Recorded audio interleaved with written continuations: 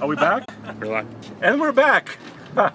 Day 3 of the engine swap and the Big Green project. Yeah, we've been here since like 8:30 this morning. It's almost Yes. 5 o'clock. Sunset is at 7:15, so that means we've got about an hour to get this thing running. Oh, no problem. Pressure. Hour to get this thing running. Can we do it? We're back online. Yeah. What do you mean, we, white man? So guys, this is our project truck. We're putting a Chevy ZZ6 crate engine in. It's supposedly turnkey, so we're almost to the point of trying to fire it. When I say almost, probably more like An hour. no, not that long. No, we So- just got to get the fan, the shroud, the fluids. Yeah. Yeah. So this is a 1985 Chevy K10, and it had a 305 cubic inch V8 originally. It's now in the bed of the truck, and we got a new 350 cubic inch, 5.7 liter, brand new ZZ6 performance motor from Chevrolet, 405 horsepower, 406 pound-feet of torque. And here's Ted. He's an ace mechanic, and he has been guiding us through this process. Like And- the instruction manual's been guiding me. So Ed's with Axe. His name is Ted Axe. Axe and Allies. He mainly works on French cars, British cars. This British engine cars mostly. probably weighs more than most of the cars you work on, Yeah, Ted. yeah, it really does. But Chevrolet is French, isn't it? It's a French word. It's a French name. Chevrolet, oui, Okay. monsieur. So there we go. So anyways, we got all the accessories on. We got a lot of wiring done, right, Ted? Yeah, actually, the wiring went. Is this really important well. or no? It probably. I don't know. Heck Well, no. You know, no. It's not important until it lights something on fire. Okay, all right. Well, Yeah. we'll figure that out soon enough. How about like stuff over here that's hitting the valve cover? Are these going to get hot? They're probably going to get pretty hot. Yeah. For the most part, Yeah. if I knew where the wires went, Yeah. they'd be there now. Okay. If they're hanging because I didn't know where they went, I was hoping that one of us would figure it out before the day was up. Okay. Otherwise, We- we just, put them away from the manifold. We wired the starter. Yeah, We this- have them starter mounted. This one. We have all the accessories. Tommy, would it have been smarter to put this wire on the other side of these? Does that wire go anywhere? Yeah, it goes somewhere. It may just be dangling down there to no purpose. No, it's I going forget. somewhere. It's going somewhere. Yeah, it might be better to have it on the other side of these. Probably. So this is a turnkey Chevy engine package, which means it comes with all the Tommy, I got a accessories. little job for you. It's got with it comes with a carburetor. You put the. We are using a carbureted engine, and we're getting so close. I mean, this is our third day. The first day consisted of basically The forklift. the forklift. I enjoyed driving it, and we yanked the old engine out, and we put the new engine in. And the second day consisted of installing headers, and the carburetor, and a few other plumbing components. And day 3, which is today, has been all about accessories, starter, getting all the wiring done, and making sure everything is Here's the plumbed. problem. When you put this on, What? you put this wire behind, and so now it's touching. So Yeah, it I can fix that. It That's should go on fine. the other side of this. That's fine. Otherwise, it's going to touch the valve covers and it's going to melt. Well, that's fine. That's easy to fix. How's the fan? How's the cooling fan going, Ted? Offhand, I would say badly. Badly. Okay. The what's bolt centers were not right, and I kind of just ovaled them out, and that's okay. Because the fan itself is centered on that little boss in the middle of Okay. the water pump, Okay. which I was told fit okay. Yes. I think it might be a little too big. Okay? I'm gonna just snug it up with the bolts and see. But it may be just a tight fit, or it may be an undoable fit. I'll know in a minute. All right, we'll know in a minute. In which case, we'll have to get a new fan. But we have a temporary solution for the exhaust. We have the headers, but only a temporary downpipe to the muffler and to the exhaust system. We're gonna go to a muffler shop once the truck is running and actually install a proper exhaust system on this truck. But hearing this engine run is gonna be awesome because it's so powerful. Yeah, I'm not sure we're going to get there tonight, Andre. What? Are you pessimistic? Yeah, I am. Yeah, I we've got a forgot lot more to do, Andre. We have to prime the engine. We've got a lot to do. Isn't that typically done through the distributor? It is. They don't really want us to take that distributor off to do that. They sure They do. sure do. They want to take this stupid off. Okay. Well, That means we got to set the timing. ouch. Okay, Do so it we right have the first 7 times, and you won't have to do it again. we have a few issues, but this is what it's about. We're having fun wrenching on the truck together, and It's like really, It's like a giant erector set it's a puzzle. that can catch fire and blow up. Yeah. Yeah, and it can also zap you. If my parents had only given me an erector set when I was a kid and poured a bunch of dirty motor oil on it and said, "Here's your future, son," things might have turned out differently. So what's the scoop? I don't know yet. You think it'll work? I don't know yet. There's a sensor on the bottom of the engine where that wire is going to, Tommy. Yeah, I just disconnected it. Okay. There you go.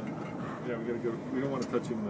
Well, that's kind of the least of our concern right now. It- It's not it's- touching. It's not touching the manifold. But it's touching the valve cover.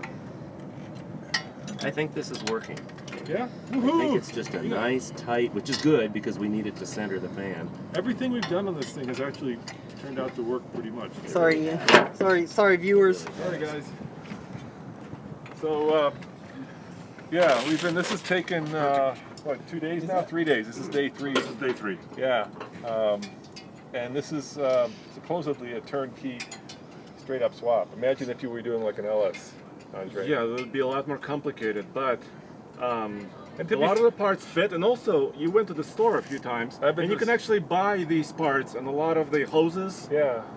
straight up from the store. Yeah, you can just go to your local auto parts store. It's nice. Chevy 350s are really nice. It's not a now. Maserati engine, you know. No, it's not God that. be praised. And you know, we're kind of learning on the job. Let's be honest, and that's part of the fun, right? Yeah. This is not a how-to, video. It's how to, what not to do. No, we're not No, that no, bad. no, no. We're doing a much better job than that. The other thing I would say, Andre, is we're trying to take you along for the rides. This is a behind-the-scenes video, so you're seeing all the warts. When we Yes. actually edit this into a regular video, then it's going to become. It's gonna be pretty with music and everything. Yeah, Ian will do a good job. all our screw-ups will, Will disappear. Yeah, and the other cool thing that I'm very proud of, Ted, is this isn't like reality TV, right? We're not. There's no additional drama. All the drama is. There's plenty of drama. But there's no manufactured drama. Everything you see here is real, and you're living it with us in real time. Yeah. I mean, it's the end of the day, and we're trying to get it done before the sun goes down. Basically. Yeah, which is in about about an hour and 15 minutes. Ted, you're a magician to get that fitted on there. I'm really impressed. It came out okay, yeah. Yeah, it came out okay. It's really good. When in doubt. So you know what? I've never really experienced a fan clutch before. You know, Yeah. the idea is that they get hot and then they start to put more drag so the fan blades Yes. move. So I'm sitting there grinding the holes and the fan clutch is heating up and I'm like, oh, I can tell. It's kind of neat. Wow, you actually experimented with the temperatures. Not on purpose. Okay. It's just cool. Yeah. It is awesome. So we're still making sure that all the fuel system is plumbed correctly. Yes, right? and I have a horrible feeling that that's a wide open hole. Ooh. So fuel in, fuel out, fuel lights outside the engine. So where's that supposed to go?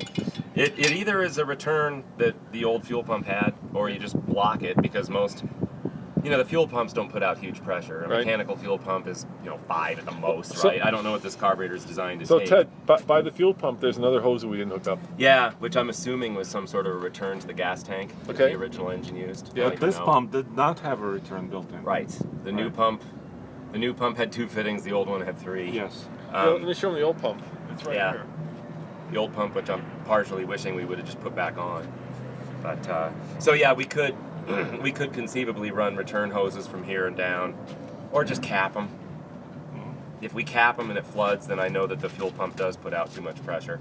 If we run them as a return, then I'm hoping that hose is in fact a return. So yeah.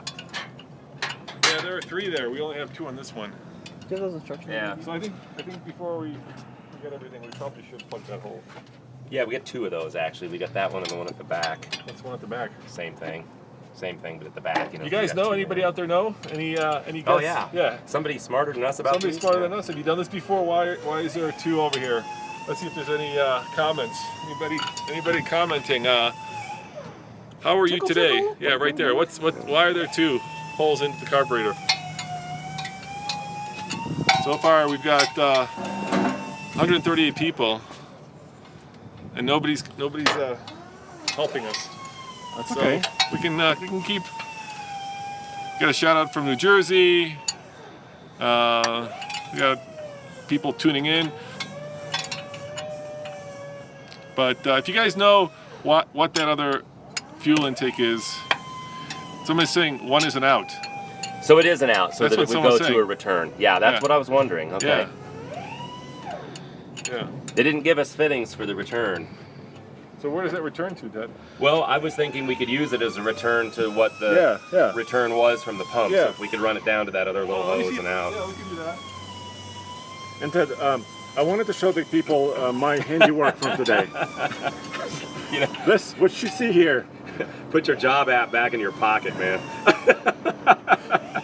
what you see here is a dustpan on the back of the bell housing where the transmission meets the engine, and the old one was about this big. And I started cutting on it because the new oil pan and the new starter are bigger. This is where the starter goes here, and this is where the new oil pan underneath the engine is. And I've been grinding on this for about 2 hours. And it's elegant. Ooh, it's ugly. Yeah. In your defense, Yes. I gave you a horrible job and made you do it Well, in the dark with junk falling in your eyes, and I didn't even know if it could be done, which is why I gave up on it. So hats off to you for Thank getting you. that far. Thank Would you. that be a return? No. We need a much bigger That's fitting. not a return. Yeah, I may have some. Okay. All right. We need a much bigger Oh, we've fitting. got more actually, Ted. We do have more? More that look like the ones we put in on the other side.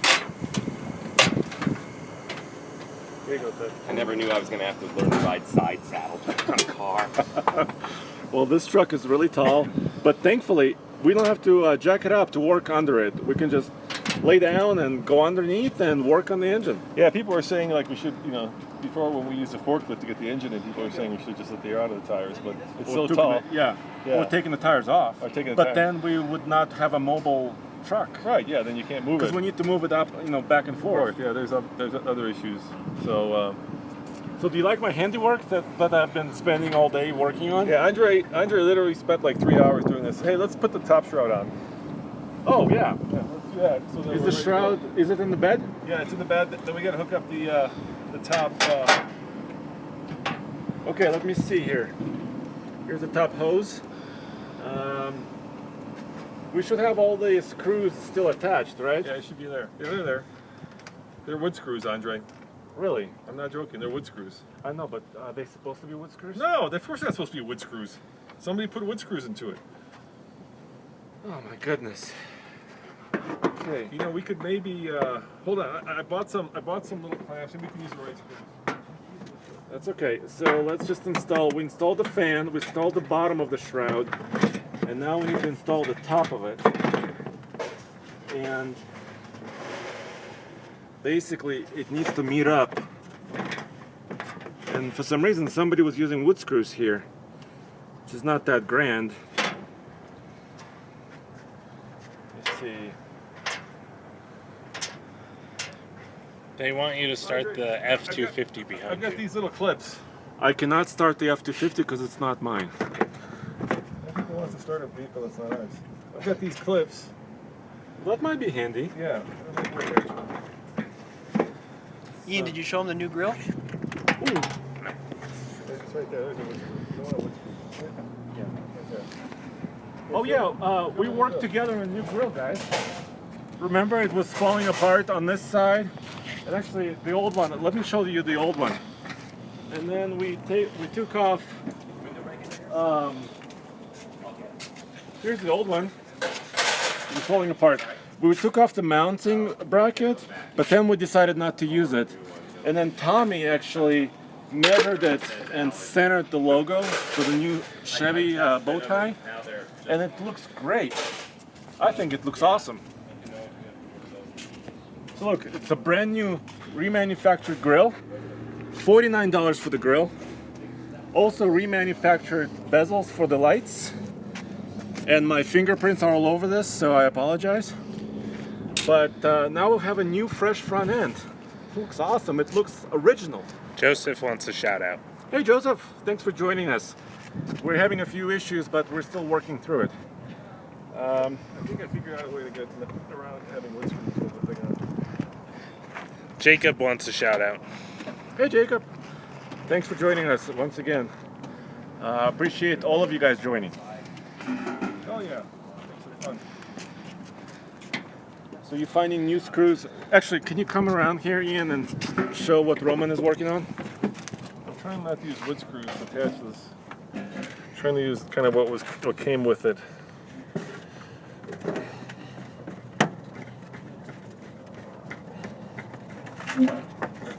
There we go. Look at that. Look at that, Andre. Look, how professional is that, huh? Wow, that looks amazing. Yeah. Ryan wants a shout out. Hey Ryan, thanks for Do we joining. have these big ones? Yeah, they're right here. Okay, let's put them on. Let's get that I don't know where they mount. Oh, they mount here. Yeah. So you can get a wrench on You it. need a wrench on that one, yeah. Nice. Let me get this And then we guy. need to get the plumbing right. Coolant. Here's the shroud coming on.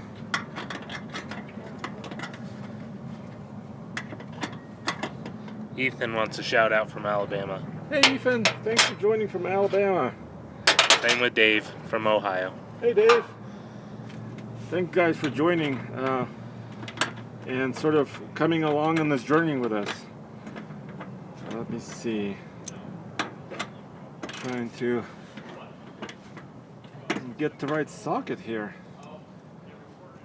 Don't forget the hose clamp. Yeah, thank you guys. We need a new clamp on this. First of all, it's a brand new engine. It's a lot more powerful than the original 305.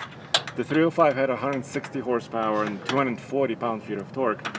And this one is doubling the power, the horsepower for sure. And We're gonna put fluids in, Andre. and the new pumps and the new engine will create a little bit more pressure. So we do definitely need clamps. And we got a new hose as well. Do we have a clamp for this, by the way? Yeah, how long do we plan on working on Big Green? Well, as long as it takes. Well, today, as long as it takes to fire it. I don't know if we'll be able to get it done today. I'm hoping. Are we going to install overdrive gear? Probably not. No, we're using the same manual transmission as we've had, Yeah. and it's made it good, and we have a new clutch in it. Do you have a screwdriver, or did I lose it already?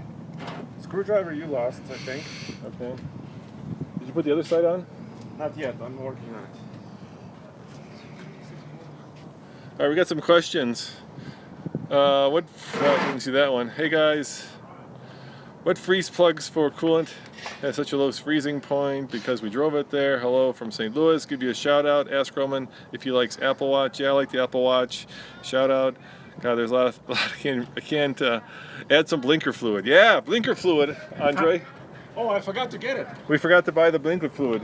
I think I have to go to Advanced Auto Parts or O'Reilly's and get advanced blinker fluid. But we're using brake-in oil, guys. Yeah. Because it's a brand new engine. We got some high zinc content oil, which means, Yeah, we actually have to start putting that in. yeah. That's next. Can you operate the camera for a second? Toronto here. Hey, Toronto, Pitts. guys. Do Motor Mountain again with Big Green. That would be spectacular. Shout out, Michael from AZ. Yo, Michael. Hey guys. RP Music from Saudi Arabia. It's 1:59 a.m. Wow, thanks for staying up late with us and working on Big Green with us. Anyway, we got some high zinc content oil for braking, because when the engine is just working in, the zinc kind of helps with that process. And we got some power steering fluid, we got coolant, and we're finishing the fan shroud as well. Shout out from Fort Collins, Hey guys, Michigan. Fort Collins in the house.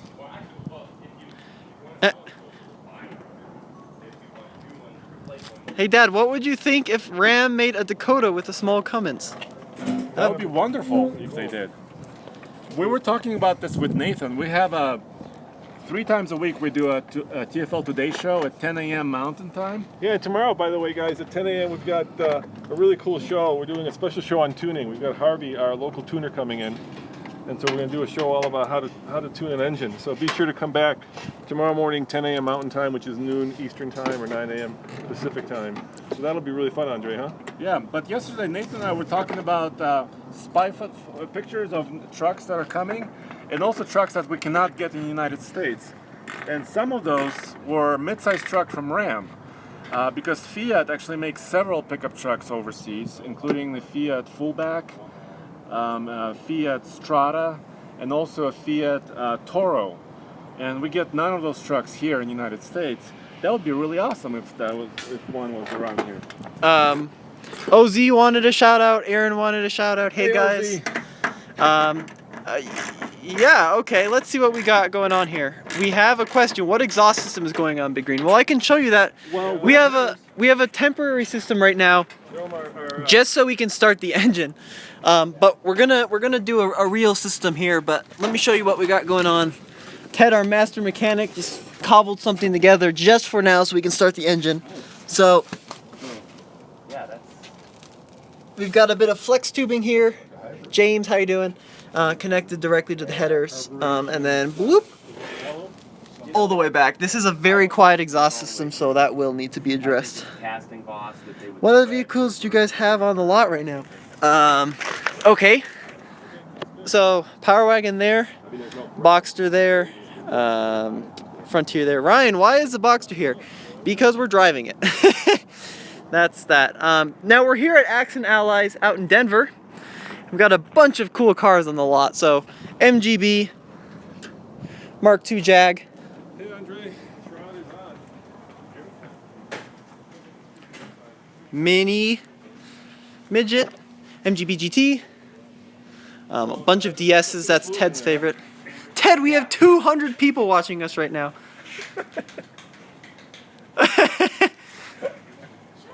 Tommy, how did you affix the bow tie to the aftermarket grill? Great question. Let me show you what I did. So, this is our new grill right here. And, Andre, do we have the old grill? Yeah, here it is. The old grill had this kind of template already in the grill. Let me get the template. Hold on a second. Yeah. So it was just real cruddy. One of the challenges with the new grill is that they can't come attached with the bow tie because it's trademarked by GM. So the new grill looks very similar to this, but of course it didn't have anything in the middle. The strip here just went all the way down to the bottom. So on the new grill, what I did is I just simply unbolted the bow tie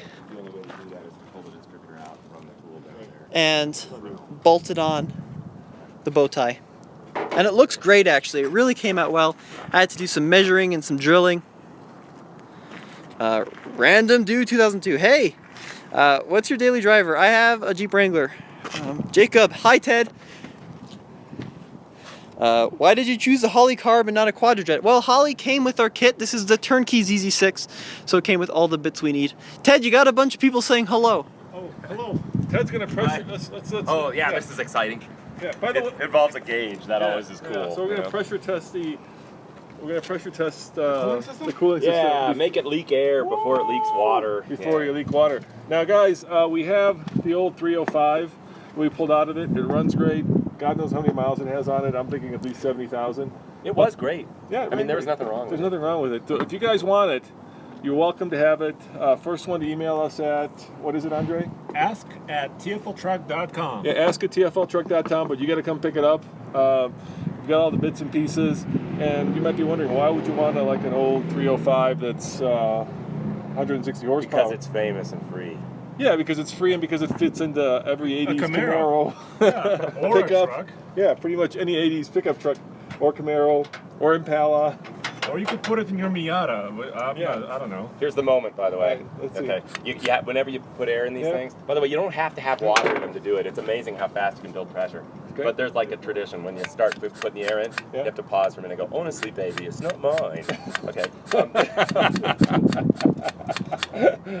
Is that a Swedish unit? Yeah. Owned by. It doesn't seem to be. Hold on. Yeah, I think so far. It's either my bad install on the cap Do we or need we a have cap something here else or loose. no?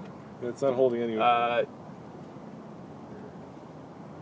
Something that dripping? answer would be We have an expansion tank. No, we don't. It's outside the pressurized zone, so we don't need a cap on that for this test.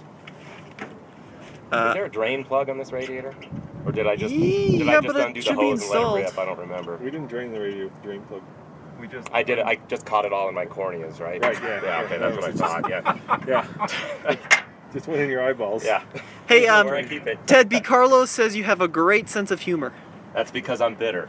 Humor comes from bitterness. But that's true. I agree with you. He does have a great sense of humor. Ted, maybe it's so sealed that it Andre is won't. bitter too. Okay. We had some questions. Yeah, I go to CU Boulder, and I'm a business major and a journalism minor, so I am definitely involved in the journalism program. Wait. Wait. Do we hear anything? There's a lot of volume here. I hear so- something. And again, honestly, baby, it's not mine. Oh, it's leaking. I hear It- something. okay, so yeah, something's. Oh yeah, listen for the hissing because if we could fix that leak, Is it underneath? I have no hearing, so you guys have to, bail me out on this. It might be underneath, guys. It could also be my. You want to go underneath? Can you hold this? Yeah, sure. Somebody who's not lazy should crawl under there. All right, somebody go and check this out. It's on top. Yeah, just as I thought, we didn't seal that down. Remember? Tommy, you called that earlier. You're a genius. What did we Yes. see? What did we seal? Tommy pointed out a loose plug, and I summarily ignored him. Okay. Good job, Tommy. So let me show him the plug. What plug did we seal? It's on the water pump here. Oh, yeah. Yeah, that would be good. Yeah. People are wondering where Mr. Truck is. You know, Mr. Truck is our truck expert, but Ted is our wrenching expert. So, one expert per video. That's where Kent is. So yeah, we're. How's it going down there, Andre? You see Andre? I'm good. Yeah. Can you see me? Yeah. Mr. Truck. We're going to be doing a lot more towing tests, by the way, with brand new trucks as well. We're getting a 2017 F-250 and a bunch of other trucks that will be, and Mr. Truck will be involved in our tow tests. Yeah, and we are going to compare this, hopefully, when we do the Ike with it. The problem is, it's not the engine that's the question, it's the brakes. It's not going up the hill that's scary, it's going down the hill that's scary. Yes, and we need to fix our brake controller for Yeah. sure this time. So People are wondering if we're going to get a 17 3/4 ton Duramax. yes, and it might be a GMC. Yeah. So yes, stay tuned for that. We'll have it. And Andre, why don't you tell them about the Ike Gauntlet awards that are coming up, the Yeah. Gold Hitch Awards, the best towing truck in the land. Yeah, we just recently voted on the 2017 Gold Hitch Somebody says hi from Russia. You want to say hello? Привет, друзья. Yeah. We just completed voting for the 2017 Gold Hitch Awards, and we had 5 categories: best towing for mid-size, half-ton, and heavy duties, best off-road truck, and truck of the year, which you had to win the other 4 categories, one of them, to be eligible to be truck of the year. So we voted all this together. On April 3rd in the evening, Mountain Time, we're gonna announce the winners, and we're gonna have a little get-together. We're inviting manufacturer representatives here, and we're gonna give them the awards actually in person, which is really cool. And you can be there live with us April 3rd, 7 p.m. Mountain Time. on TFL Now. Yep. And guys, if you want to support us, we really could use your help. Go over to our Patreon page, which is patreon.com/TFLcar. Yep. And we've got 3 levels of support. There's mid-size, half-ton, and 3/4 ton. And we would really need your support. Our YouTube revenue is sporadic at best, and so we're asking for you guys, if you like these kinds of videos, to help us out. We got mortgages to pay. And this project is very expensive. Even though Chevrolet gave us an engine, Yeah. this project is very expensive. Yeah, I mean, I've probably spent already $300 today on bits and pieces. Yeah. That did not come along with this. So you're doing it again, Ted? Yes. So remember, Patreon, guys, /TFLcar, patreon.com. And And when the gauge gets up to the red, Yeah. then we all have to start ducking the rivets and yelling in German. And it's like Das Boot, right? Tommy, your fix was a success. Woo! You put the suck in success, man. That's just Oh, that's awesome. awesome. We'll get greedy and pressurize it even more just to say we did, but Well, it's better that it pops than Yeah. yeah. It looks like I'm it's working. surprised how quickly the pressure builds. Yeah, isn't it amazing? You wouldn't Yeah. expect it with all that air, but it doesn't take that much. Yeah. I mean, especially for this little People are asking why not get a new transmission, because we want to keep. Well, there's two reasons. First of all, we cost, but also we want. I mean, this thing is really cool to drive with the manual transmission. It really is. It belongs. Oh, what was look that? at this. It's bubbling here. Yeah. I'm depressurizing it and it's escaping. All right, well let's fill it up, guys. Oh, yeah, right. Yeah. With fluid. We got. Let's see, what time is there it? again? We got five. It's 5:11. Sunset is at 7:15. We have plenty of time. No, we don't. We don't. Don't ever say that. People are asking if we're going to test a new Raptor up Ike. Well, the one we're getting is unfortunately the. It's a super cab. It's a short cab. We should only tow 6,000. And that that's would not enough weight to yeah. tax that engine. That Yeah. engine is really powerful, the new high output EcoBoost. Yeah. So we're not doing a Nike yet. Yeah. If we get a crew cab, yeah, we'll do a test. But still, 8,000 pounds for a Raptor, a piece of cake. People are asking if we watch Diesel Brothers. Yeah, I watch that show. I watch almost every show. I love any car show I can watch. There you go, Ted. Now we're really hosed, aren't we? Yeah, We're not hosed. Yeah. This is your new radiator cap. Yeah. It's going to be hard to fill without that coming off. Hey, people are saying hi from Utah. I want to go to Moab again. Yeah, we're going to take this to Moab. Oh yeah, Big yeah. Ring is going there. All right. We should go together, Here, Ted. Andre. We should go together. Yes, I'm married yes, to this place. I can't go away. Yes, we watch My life Roadkill. ended when I started this. We watch Roadkill, guys. We watch Roadkill. Yeah. We love all kinds of trucks, guys. That's why we do this. I gotta do this other side, Andre. Yes, a turbocharged V8 in a truck would be awesome. But this ZZ6 performance motor is also really cool. Hey South America. Hey SB. Honda Santa Fe, yeah, we tested one a while ago. And we will test more Hyundai vehicles soon. We go to Estes Park sometimes, once in a while, not all the time. We really like the off-road areas around Estes Park. Hey guys, thanks for joining. Thanks Ontario. Hey, Tommy. Hey, SoCal. Show them the mini that's in the shop, No, we're Andre. actually going to talk about this Westphalia. All right, It's go. got a Volkswagen engine. All right, go show. Go take the camera. Go for it. I can be a You cameraman. want to come with us? Oh man, if you get the full tour, it's extra cool. Tommy, what are you thinking about doing? Yeah, so one of Ted's master mechanics has that Westphalia over there Okay. with a Volkswagen 2.5 engine. Can we open it up or is Yeah, it let me closed? get They gave it to the distributor with a vacuum module and a carburetor with a fitting for it, so you know it's a hose away from hooking it up. Let's look it up. Okay. Hi from Seattle. Andre, Hey guys. What are we missing? This is going too well. so what was your name? We're missing fluids. Great, I'm Tommy. Thank you. Oh, I know we're missing. So we're just going to do this little thing for YouTube Live. Hey. This is Darren. So tell me about your Westphalia. How long have you had it? I've had it for about 5 years now. It's an 86 Westie water-cooled engine. And after putting in a performance rebuild engine, it was still severely lacking in performance, horsepower, torque, etc. Okay. And I do a lot of mountain roads, off-roading, road trips. So the most common conversion that you can get right now is a Subaru. And you essentially buy an adapter plate kit, some mounting hardware, and go get yourself an engine and swap it in. Wow. It doesn't really change the ground clearance. If you look, the sun is shining. The lowest part is actually an oil pan. That's the stock oil pan that's on it now. They do make aftermarket high clearance versions of it. That's a really cool van, dude. I love your general So- tires too. Yeah.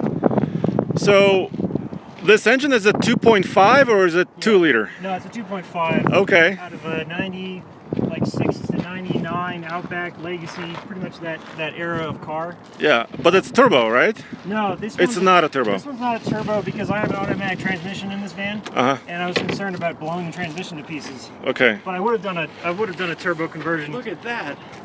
There you go, a Boxer. So how do the dimensions of this engine compare to the... Physically, they're almost identical in terms of width and length. If you look down below, you'll see these metal tin plates. Those are the stock tin plates that surround the stock engine. So the difference is marginal at best between the two. Really, the only custom fabricated piece is actually this elbow here. and some clearancing on this airbox, but you can buy aftermarket products. I just stuck with stock Subaru parts to build this, but essentially it's an adapter plate, some miscellaneous hardware back here, and then you replace the engine carrier bar with a one to accept the Subaru engine mount systems. So what about getting the two to talk to each other? Well, that actually requires the entire engine harness out of the Subaru donor vehicle, and I actually have it tucked in underneath this cabinet. I have a computer with the OBD2 port hanging out in there, but the harness runs underneath that cabinet, and then it just pops out various places to go to the engine. But as far as integrating this into the body, there's only a few wires that actually have to connect, mostly just power, ignition signal, and a couple other random wires that need to run to the front. So I need to have check engine light on the dash to make it accept emissions for the state of Colorado, yes. Wow. So unfortunately there are some wires you can repurpose for that system, but otherwise it just bolts right in. It took me about 2 weeks to do this from start to finish, mostly because I'm pretty obsessive, so I labeled things like fuel supply lines, where they start, where they terminate. This is the carbon canister purge line. Okay. And it's not just for me to know where things go in the future, it's also for other people if they have to work on my car. So what else did you do to this van? Well, I've repainted it completely. That was 850 hours to redo the stock finish. A lot of body panels had to be replaced. There was some rust I had to take out. And that's a 4-wheel drive, right? This one is not a 4-wheel drive. Okay. I wish it was a 4-wheel drive. I'm actually looking at putting a limited slip differential in there. Yeah. To make one, which is nice, but that's my next upgrade. So, and the engine, what do you think about the horsepower? Like 150 maybe? This is 165 Okay. horsepower and about 160 to 170 torque. Okay.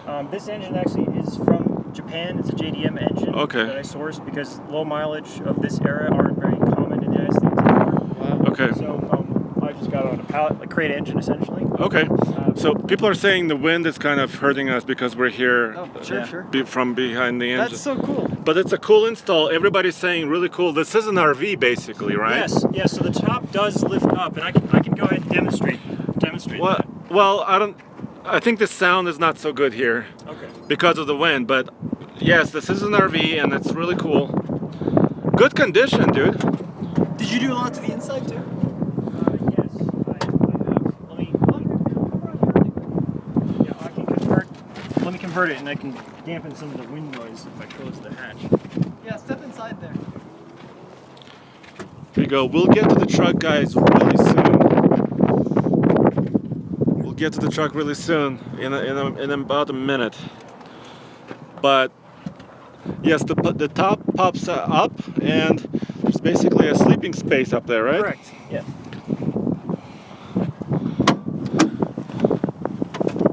Oh, wow, that's pretty simple. Yeah. So this is what I consider the upper bunk, and it sleeps 2 people comfortably. This flips out, and you have a whole another bed up here. I keep miscellaneous window shades and things up here, but it's really nice for summertime. Can get a little cold in the fall and the winter because of the canvas walls, but sleeps 2 just fine. And then of course down here is a whole secondary bed. This is my memory foam topper. But okay. Well, great. Thank you for showing us your van, dude. Sure thing. And a great engine swap. Yeah, Great engine swap. Very nice. You know, I heard people going crazy, like putting 6-cylinder boxers in this and turbocharged. The 3-cylinder Subaru SVX motor does fit into the engine bay. Yeah. A little bit more custom of an install. The turbo engines do fit as well, but you need to use the manual transmission. Okay. And you pretty much need to rebuild it with more durable components because it won't handle the torque. All the torque. They can be done. Yeah. It can be done. So. Nice. Well, thank you. Yeah. Really cool van. Well, let's get back to the truck engine swap real fast. I don't know. Somebody was asking about what truck I would buy next. I'm thinking about going a brand new truck, but I haven't decided yet. I can't decide between a heavy duty and a half ton, so I'll let you guys know what I come up with. But here we are back at Big Green, and a little bit less wind noise. Here's our big moment. We're putting oil in? Yep, what are we using, Andre? Break-in oil, zinc, fortified. Yep, lots of zinc in this oil because we only want to use it for about, between 200 or 300 miles. and let the engine break in. What's the deal with this puppy? That's a breather. Isn't that a breather? That's where the let's oil see. goes, Andre. Um, Don't want to go yanking on things though. you could yank on that.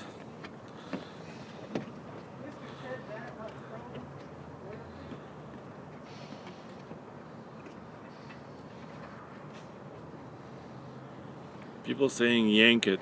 Yeah, sure. Colorado diesel. I don't know, a mid-size truck is a little bit too small for me because I do have a boat that's about 6,000 pounds Just yank. and a lot of other... Yeah, just yank. There you go. Yeah, I'm gonna need a funnel? We don't want to put oil on these beautiful valve covers here. I'm in your way, huh? You're here, okay. I'll get out. We reviewed a 5-liter V8 F-150 last year. We took it on the iGauntlet, and it actually did really well. Roman, what are you working on here? I'm just attaching the shroud. Okay. So it's together now without wood screws. Nice. It's a good solution. Yeah. So now it's So thank you for doing that. now it's holding. Woohoo! So over there is the fuel pump. This is our air conditioning compressor. So we will have air conditioning, but it's not hooked up yet. It's not plumbed. We just really are working hard to be able to fire the engine. Yeah, let me go get a funnel so we can put oil in there, Andre. And we did get power steering fluid and coolant. Yeah. We will be looking at other components on this big green truck because we're doubling the power, and you know, other components might break. We're gonna check out the brake system, maybe upgrade the brakes, make sure we can stop. We're gonna work on our trailer brake controller on big green so we can tow a trailer. And we will look at sort of the drive shafts and try to make sure that the differential is in good shape. Yep, power steering, we have that. We also have obviously an alternator, new fuel pump. All of the accessories are brand new. Even the starter, which is hiding down there. The brand new starter is hiding down there. So we also have brand new engine mounts that we installed. The engine mounts are down here.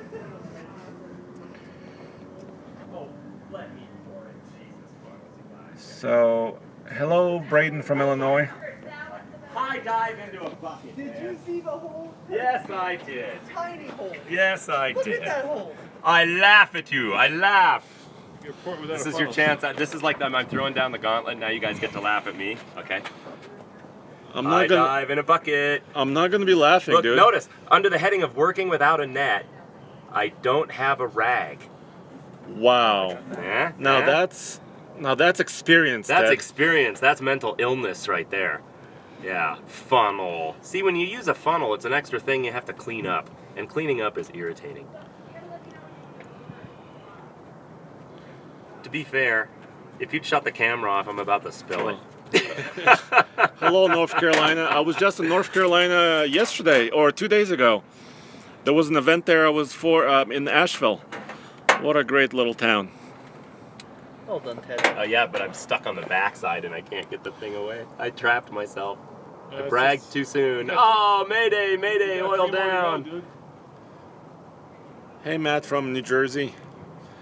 You spilled just a tiny bit, dude. I did. I hang my head in shame. I'm shaking now. I got nervous. Okay, well, I got we'll you save that here. last drop for my car.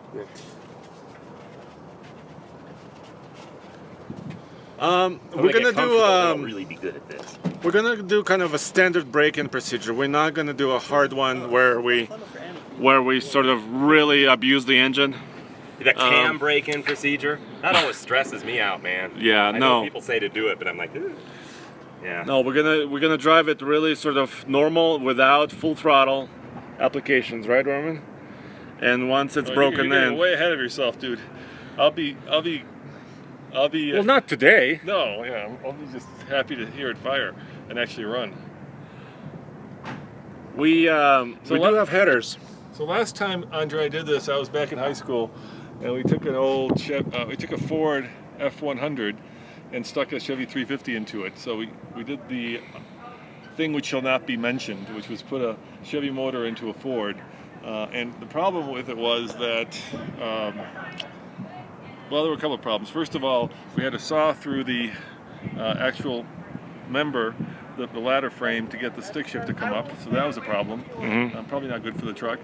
Ted, is that good for the truck when you saw through one of the ladder members to the stick Cross shift? members? Whenever you hack and mutilate a frame, we all win. Give Tommy, Yeah. give him another one. Yeah. Keep them coming. All right. And then the other problem was, and I didn't know this was possible, right? We tried to start up, it wouldn't start up, and so we poured a bunch of carburetor fluid in there, Yeah. and this geyser of fire erupted like 20 feet into the air. Have you seen that happen? Yes, I've done it myself. You've done- And you know how, so the lighter fluid, Yeah, right? yeah. Starter fluid, whatever. Yeah. Starter fluid's good. Carb cleaner works great, but it sticks around. So if you're going to catch fire with something, it keeps burning, whereas the other stuff disappears, and that's the best reason not to. So you know what we did? We actually, this was not a turnkey engine. We built it. We put the camshaft in backwards. Do you know that's possible? No. Apparently it was possible because we did it. All right, here we go. People are asking, what vehicle do you own, Roman? Well, we have our Raptor long-term Yeah, vehicle. we have the Raptor, we have the Hellcat, we've got a whole bunch of long-term vehicles. Now we've got that Nissan over there. So Nissan provided us with that one. The Raptor we bought is a long-term. The Hellcat we bought.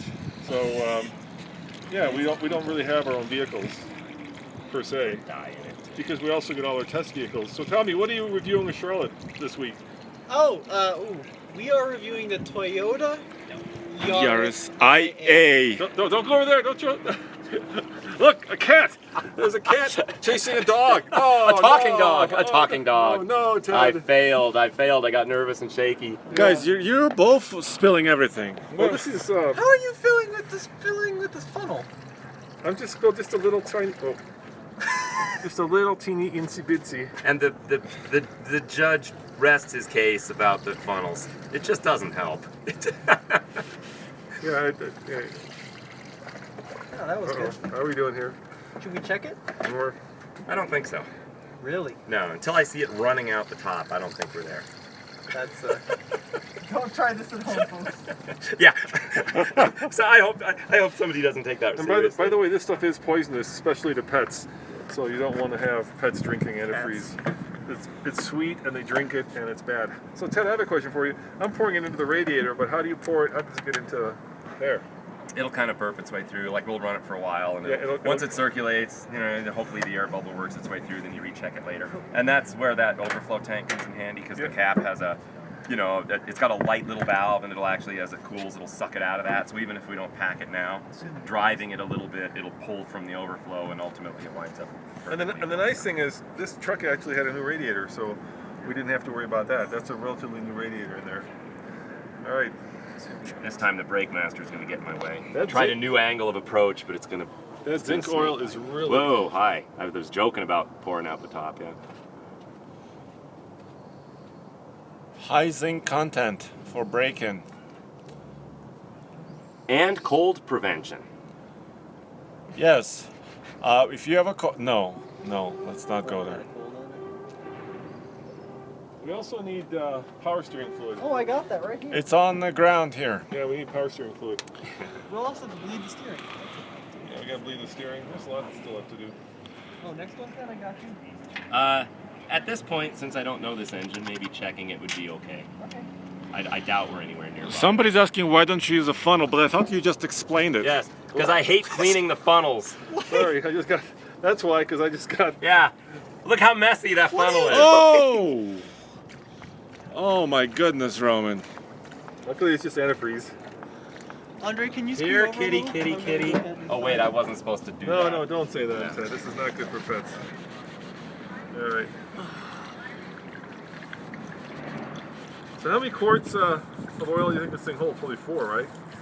At least. Between 4 and 5. Yeah. I think we may have gone a little Are we over? eccentric. Are we over? Once it circulates through the filter, it'll probably be all right. The blinker fluid, we're still looking for that. Oh, yeah. And also, Roman, people are saying you need to tip the bottle some other way, but I'm not sure which way we should tip it. Once it runs through the filter, probably be all right. But we'll stop. I really like, guys, how this is a 350, right? But it actually fits in this engine bay, and it looks kind of small in comparison to the engine bay. I mean, there's so much room. You could put a second engine in here, right? Spilling it everywhere. Right? And it's actually, most of the engine is behind the front axle.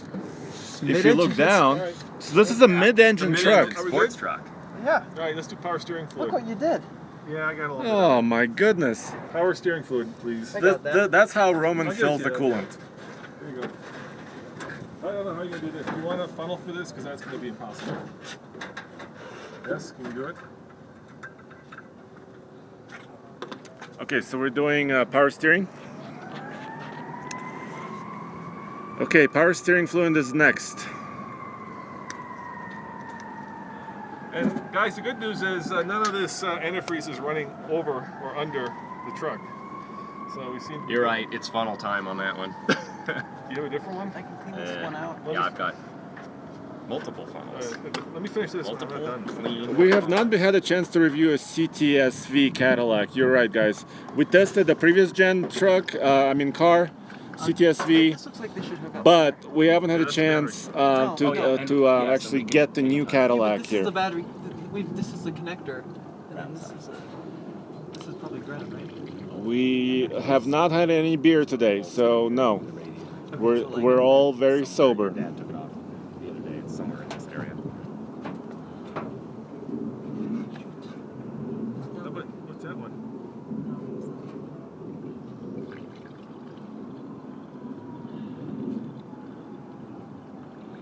How long is that? I thought it went to the frame. Well, I'm going to be at the New York Auto Show in about a couple weeks, and Dodge is unveiling the Demon there.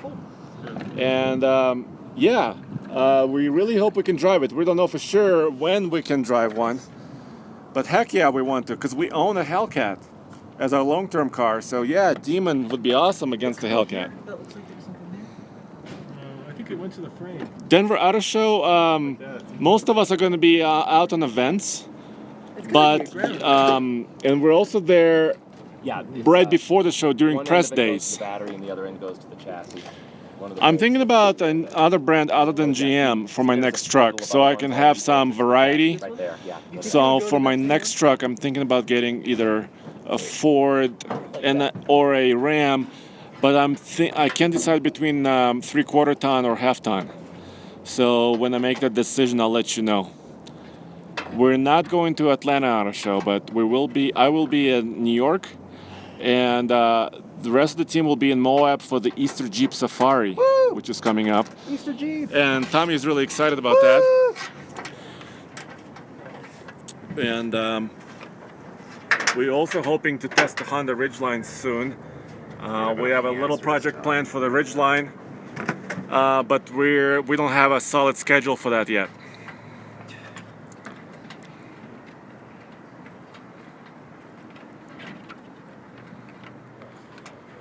Well, let's start. We're really hoping it will start today, and that's why we're broadcasting it.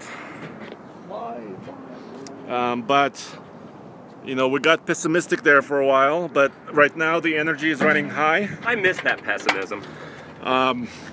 Ted is becoming an optimist, I think. No, he's actually staring at me, so I don't think I that's. just miss the pessimism. I want it back. Do I like the future? I love the future. What is that question? Do I like the future? I don't know what that question was, but I love technology, and I like high-tech stuff. I And wish we were all driving Triumph Stags right now. well, but I'm I sure love. Ted does too, actually, don't you? But I love this engine too. Look how cool this engine looks. Have you ever Oh. worked on a Stag? Do I like the rapper Future? Well, obviously, since I didn't know who it was, I apologize. I don't know who that is. Chance the Rapper on there? No, the Future. Oh. Who was that group that we were talking about, Tommy? Remember, Nathan went to LA, and there was that group. That was Chromeo. Chromeo, yeah. Look what they did on We're- Look what somebody did to this truck. You see this cap? Yes. They cut off this part because it doesn't fit against there. Yes. So they just kind of, look at that. It's because they did not install the radiator properly. Yeah, so it's kind of hosed up. Look at that. So they just, look what they did there. Look at that. That'll be enough power steering fluid. This engine retails for about $9,000 from Chevrolet Performance, and it includes all the accessories and everything. So Yeah, that's the The price. one thing we can't hook up because we don't have the right hoses is the air conditioning. But we're not. Yeah, even- we're not gonna run AC right now. No, we're not going to run AC. We just want to run the engine. Brand new grill, guys. We showed it earlier, but check it out, guys. Brand new grill, brand new headlight surrounds. We actually got it remanufactured parts, and we took off the emblem from the old grill and mounted it back to the new grill. Just drilled some holes. Thank you for those suggestions, and it's awesome. We're hoping to do a Colorado ZR2 videos in May, so stay tuned for May for ZR2. Hook up the battery is what we're doing. So there's a radiator hose for the for the Mini that I need to order from Ross. Do you wanna We wait? originally got this truck. This is a 1985 Chevy K10, and it costs about $5,000. But look at this. The body is in great shape. Really solid, no rust. It had a lift and these great Mickey Thompson Baja MTZ tires. And it came with a toolbox. And this is the original engine. This is the 305 we took out. It's sitting here. If you want the engine, email us at ask@tfltruck.com. The only body issue on this truck is behind here. There's a little bit of rust on this body panel and kind of a nasty scratch Did that hurt? No, it's too small. on the side of the bed. But this truck was also used as a hunting truck, so the exhaust pipe is very tiny, and we're going to put a new exhaust system on it. And yes, we want to do a bed liner because we pulled out, it had a rubber mat. We pulled it out, but we really have to clean it up. And actually, I really want to do a bed liner in this truck to make it really tough. But that's something for another day. Interior is really nice too.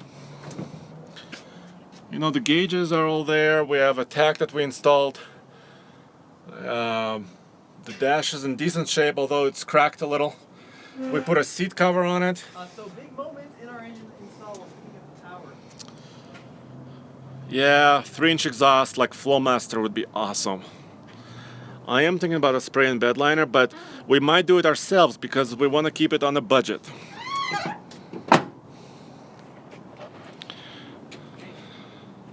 It's live. Truck is live, guys. We've got power. We've got power to the truck. So now we just gotta hook up the. As soon as Ted gets back, we gotta hook up the. Well, Air I'm, cleaner. I'm getting a little nervous. I'm really nervous, Andre. I'm really nervous. This is a big moment, guys. And you hooked up the starter, I hooked up the starter, so if something is going goes- wrong, which it might. we might have to put some shims in there. Yeah, that might be your jobbo. And this engine puts out 405 horsepower, 406 pound-feet of torque. Yeah. You're gonna live this with us, guys.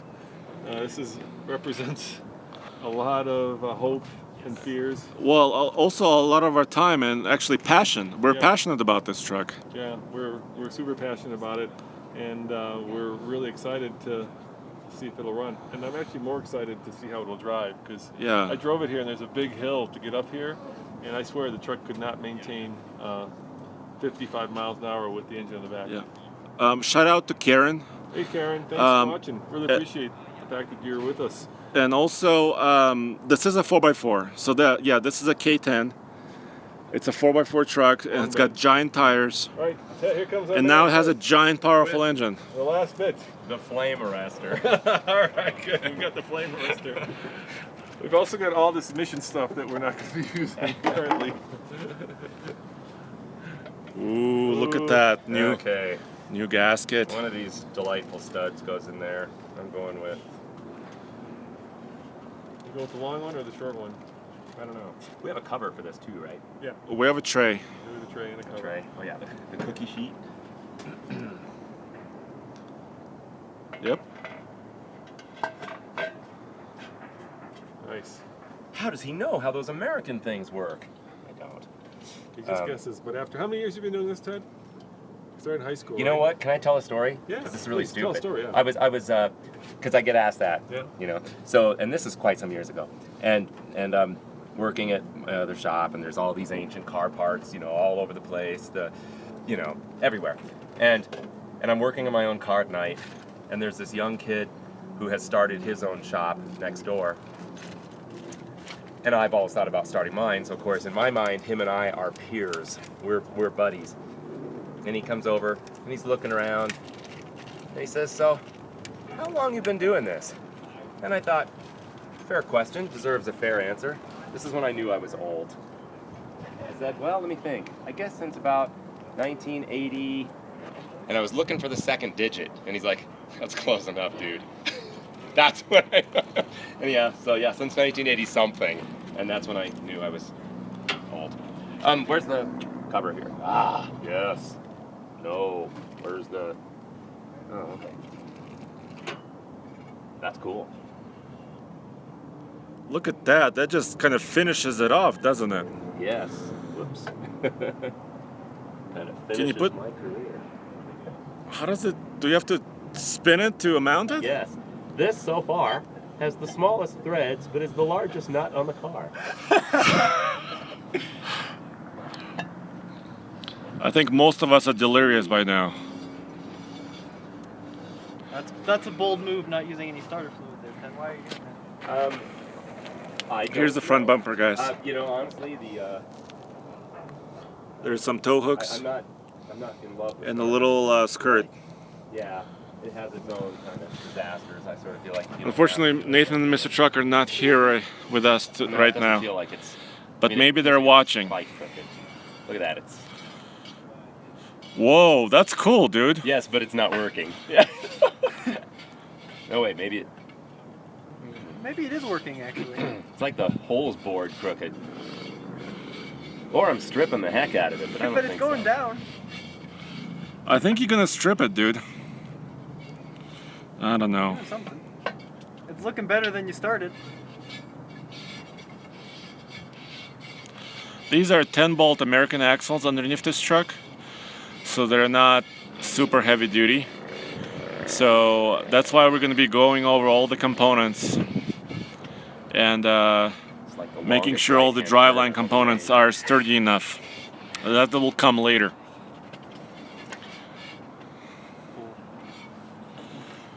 Look at that. We're dripping power steering fluid. Yeah, That's okay. I was a key factor in that. And another reason for not using funnels is you can't tell when you're full because they block your view anyhow. So the power steering, very full.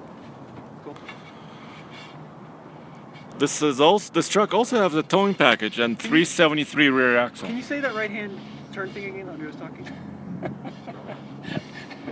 Yeah, this feels like the longest right-hand sweeper I've ever been on. Oh, I really want the Chevrolet to line up when I'm calling it done. Right now, I sort of feel like I'm doing more harm than good. Oh. And again, with like being on the bomb squad. People are saying, you're in an American truck when you can sit inside the engine bay and work on it. And they are right. Yes. And you have to climb into it. It's not just that you can sit here. You can open the hood on a Triumph Spitfire and sit down on the tire and work on it from there, but you don't have to do the climb. It's the hike. Yeah. There you go. Wow. Wow. Back slowly away. All right. How long before we'll be opening it up again, Ted? Well, never. It's now been sealed for life. So- extra parts you read about. Yeah. I'm holding the camera, so I will not be turning the key. No, I think Ted should turn the key. Or what? You want me to turn the key? Your truck. Yeah. I like- I need to be over there. I think Tom, you turn the key. All right, Tommy, you get to turn the keys. Okay. All right, you do And actually, the rest of us really need to have our eyes open Before I need to for set up. disasters. So Ian is setting up while we're doing this. We gotta set up. We're setting up our cameras, guys. We're gonna video this and produce a video for our TFL Truck channel. And Tommy will fire this up. Hey, Tommy, can you unlock this passenger door? Yes, sir. You know, one thing on this truck, it does not have power locks, huh? I'm just kidding. you know, the reason Hey, Maine. Hey, Jeremy. Thanks for joining. Hey, Tommy, we will have to change the red line on our tack, right? Yes, We have to go up to 6,000 RPM now. Yes, we do. You have to spin the arrow itself. See, we installed that tack. Okay, this one. I don't know if it's hooked up to the distributor anymore. It's towards you. So we will have to fix that later. But this engine should actually produces most of its power around 5,600 RPM, the new one. The old one was around redlining around 4,400, and really it wasn't happy above 4,000 RPM. So this new motor is more high revving. Yep. So what do we got here, Andre? This is an SM465 with the granny gear. Now the great thing about this transmission is, you know, we've talked a lot about having to upgrade the driveline parts, you know, axles. But this transmission is really, really robust. They use this transmission in a lot of things. This engine developed 400 horsepower and around 400. What's the exact number? 405, 406. 405, 406. 406 being torque. Yeah. And I think this transmission should be able to take it. But first, of course, we need to get it started. I think I should crank it. If it blows up, I want to be the one responsible for it. Oh, well, we're always responsible for it. I know, but I'm just saying. Oh, you have some sunscreen down here. Yeah, I'm saying I think I should probably be the one to start it. What do you think, Andre? Well, Roman, you're the CEO and Yeah. our fearless leader. Yeah, so I should probably crank this thing. So if it does something bad, it'll be on me. Okay. All Well, we all worked really hard, and I think we got it to a place where we're confident it will fire. Yeah, I'm gonna press record. Okay, guys. So Roman is getting ready. I'm not starting. Making sure it's in neutral. Roman, you're scaring us. I'm just making sure it's in neutral. Is the brake on? The brake's on. People are saying the fearless leader is a go. Yeah. The reason we kept this transmission is because it's so much fun to drive. You look at the throws on this, right? This is way old school. Yeah, it's old school. It's also fun. Yeah, it's fun. You feel like you're driving a truck. So Ted, what should we be looking for? fire, anything, leaking, burning, melting, Smelling? rocking. Smelling? That's good. That smells Yeah, before that's it not gonna work. happens That's gonna back. vibrate too much. Banging. Don't you?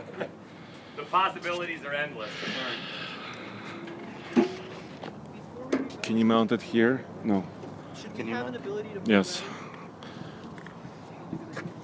Yeah, because this is the best view. Pretty darn good idea too. So we're mounting cameras so we can actually video it and actually produce the final video. Yeah, that's good. Sorry, I'm My gonna. current How's that? paranoia is that Yeah. it looks like the And metal. every camera is running. We're all running. Are you running, Roman? Hold on, I'm running. It looks from here like the high pressure, like right at the metal, like the metal pipe of the high pressure power steering's got a drip. So when the engine's running, it might become more of a spray, which we don't want to light Ted- on fire unless we have to. Ted, Just- do you just have something to do you have consider. a fire extinguisher? Yes, Keep- Tommy was brilliant and came up with a fire extinguisher plan. Sorry? Well, it actually looks like it's a right at the, not at a fitting. It looks like a crack in the line or something. I don't know. On the other hand, I overfilled it. Maybe it's just. a Hey, mess. Roman. People are starting a campaign. It's called "Let Tommy Do It" campaign. And I don't know. I have no card in the game. Tommy is neutral on this. You know. Here's the deal, guys. We're gonna be doing this multiple times. So I'll do it the first time, and Tommy, you can do it the next time. I have no preference. And we'll take turns. I have another campaign. Yeah. Tommy for president. Tommy for president. Yeah. So I'm gonna run another campaign later on. I'm gonna honk the horn to sync up the cameras. Okay. And it's not working. Okay. You've got the fire extinguisher? Okay, my crack in the line could also be a loose hose clamp. What did you see? A loose hose clamp. I didn't want to say it twice. Okay, I'm sorry. I didn't want to confess. Oh wait, no, it's tight.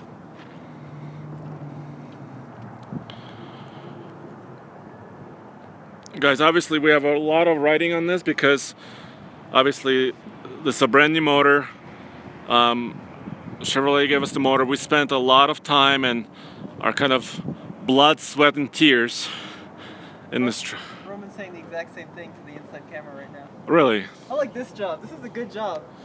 Okay, you look very safe there, Tommy. Yeah, there's a reason I'm up here and you're. But if there is going to be a shockwave from the explosion, you might fall. There's an explosion. We got Okay. some big problems going on here. People are saying if you're sad. Are you sad? No, I'm not sad. No, I'm he's exciting. I'm no, nervous. I no. think we're all a little nervous. We're nervous. We're not sad, guys. You may fire at will. Here we go. You ready, guys? Here we go. Okay.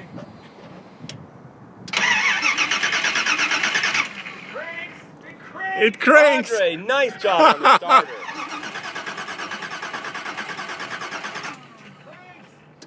You want to try? It's cranking. Guys. Yeah, it'll probably be a little bit before the floats are filled, so you can kind of do what you want with the gas pedal. I don't know. The starter works. Pump it, pump it.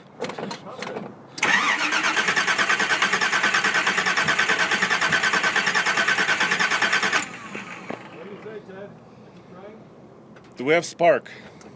We have a bunch of oil hemorrhaging out the oil filter, the cooler adapter. Oh.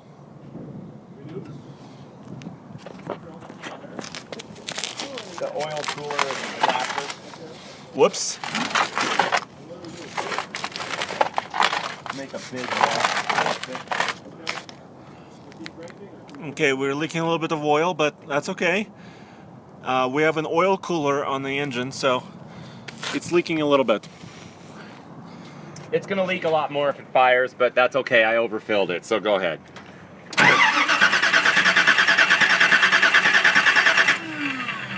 Yeah, it leaks plenty. Should we fix that? It'd be nice. So I took off the filter that they provided, and the adapter that was installed there, I assumed was the same. Again, you're kind of working in a cave, but I assumed that the adapter for the existing oil cooler would go right on into place and the seal would be okay. I think that I assumed wrong, because I know it's all tight. So how do we fix it? I'll know after I get it apart. A new or thicker gasket, or maybe there's a mismatch of parts that I failed to see. It'd be kind of nice to just hear it. I mean, if it cranks soon, sure. Why? It's just a mess. I mean, Get a tray under there. it's already a mess. The cardboard's getting it, so I can get a little box or something. that's okay. And we'll give up if it doesn't fire too soon, 'cause then we've got to start looking for other problems. Ready? Whoa! Okay, what was that?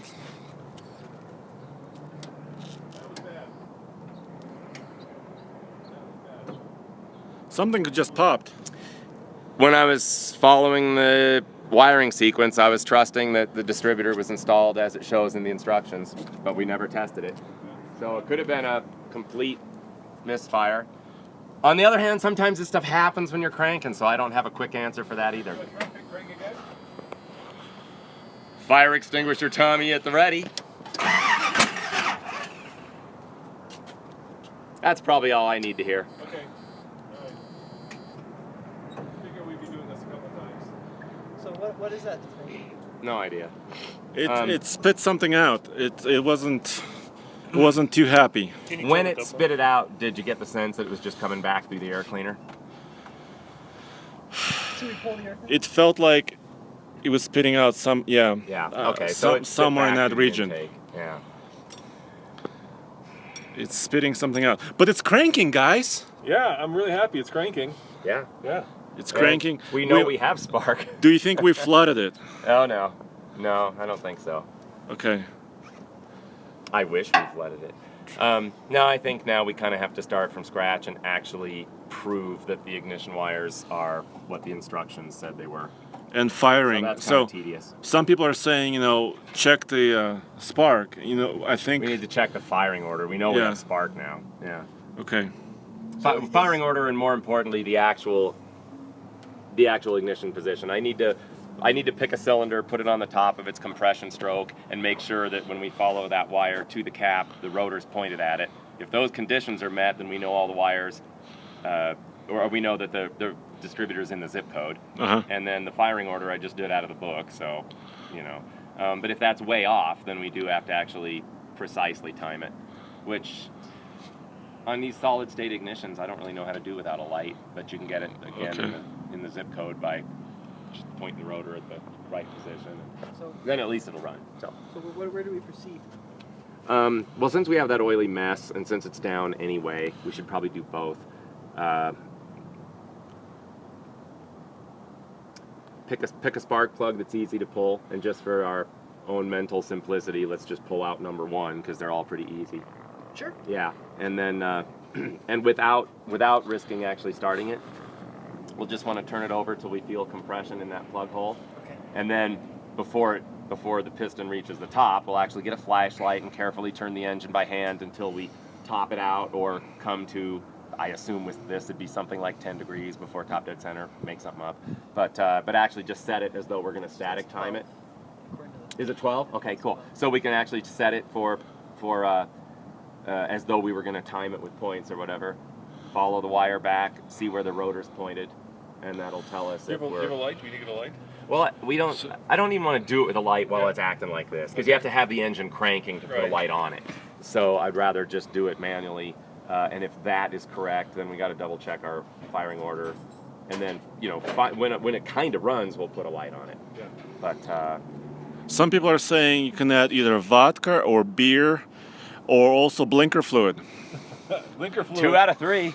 Okay. Okay. The Okay. chances of this thing firing up the first time were pretty much negative. They're pretty much 100% when I build an engine, but whatever. Yeah.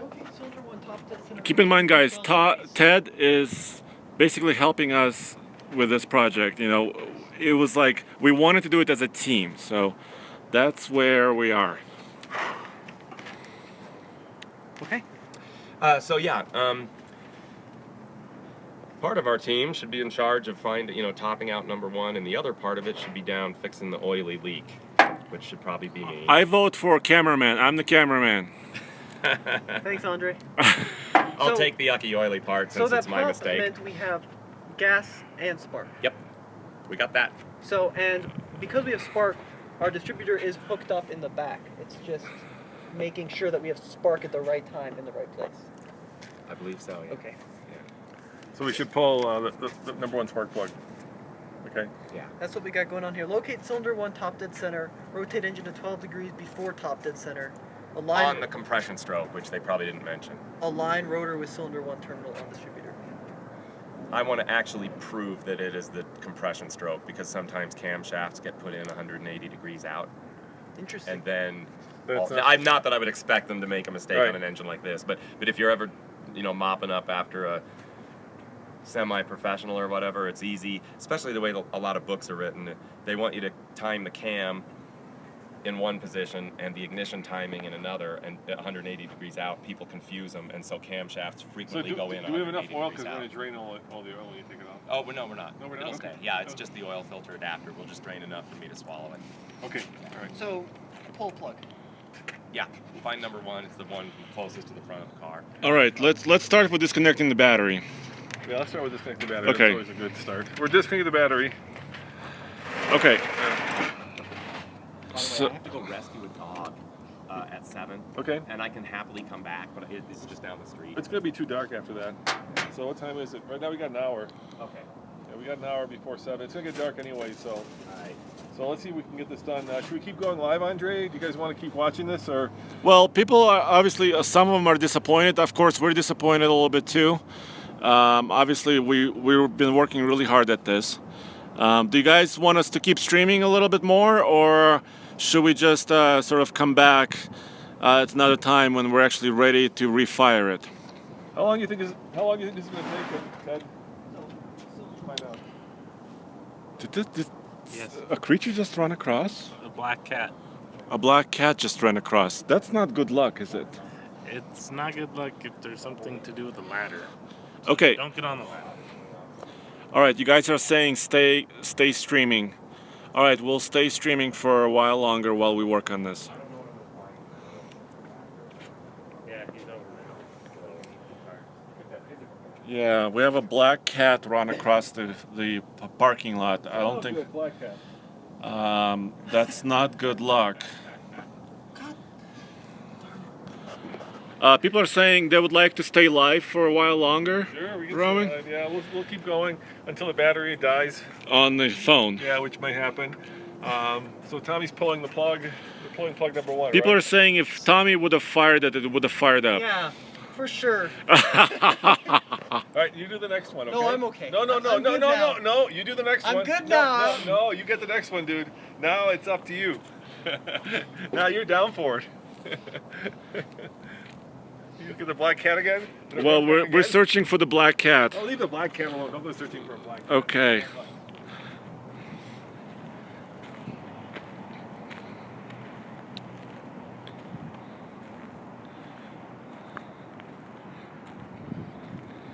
I'm not sure if I can find this cat. He's underneath those trucks under there.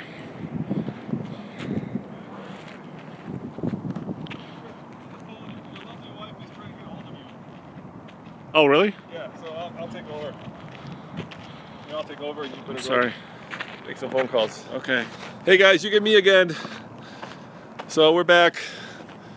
We're back here trying to get this engine running.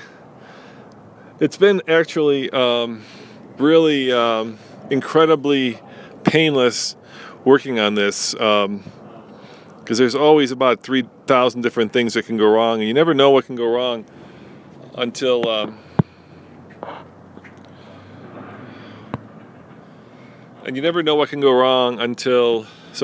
until you actually start doing these engines. And I'm always amazed at how much.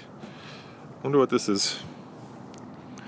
Whatever this is, it's not hooked up. I'm sure that's not the reason for our inability to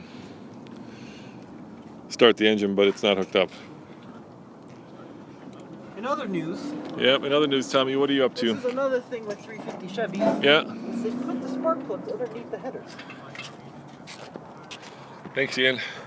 Yeah, there's two things about the 350 that are a little inconvenient. Number one, the spark plugs are under the headers, and what's number two? You know what number two is? Yeah, the distributor at the very Yeah, back. the distributor's at the very back of the engine on a Ford. For all you Ford fans, it's at the front. And sometimes getting at the distributor, which we're now going to have to do, is going to be a bit of a pain in the butt. You have a spark plug wrench? Yeah. Okay. Somebody said this is Nathan's fault. Yeah, let's blame Nathan. It's all Nathan's fault.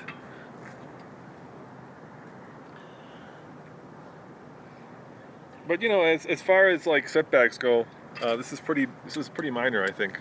Yes, I Yeah. agree. Yeah, Ted agrees. Could have been much worse. We're still alive. Yeah, we're still Oh, alive. we're still The alive. truck didn't start. We didn't burn the truck down. And I love the way it cranked. Yeah, it was it's- really nice going. Yeah, it sounded really good. It had a really good kind of engine note to it, and that's going through basically what is a very quiet Really exhaust restrictive, system. yeah. Really restrictive exhaust system. Yeah. Yeah, it's hard getting out of there, isn't it, Tommy? Tommy, what are you working on? He's just trying to pull a plug. You want to show him how hard it is just to pull the plug so they can see? Maybe you might have to go underneath. I can't reach it from underneath the frame rail.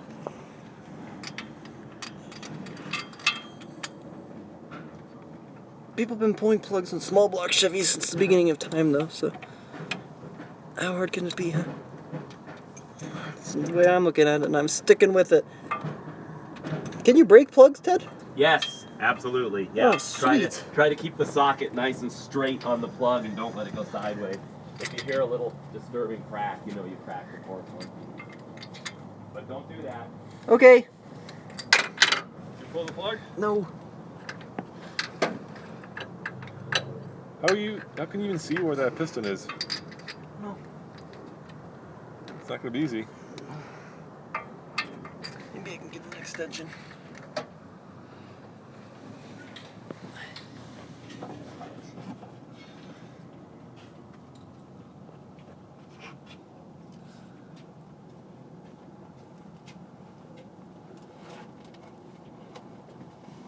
How's it going, Ted? Too early to tell, but at least it's coming apart nicely. So you think it's just the, You know, because this has an oil cooler adapter, yeah, it's basically like a filter on top of a filter. yeah.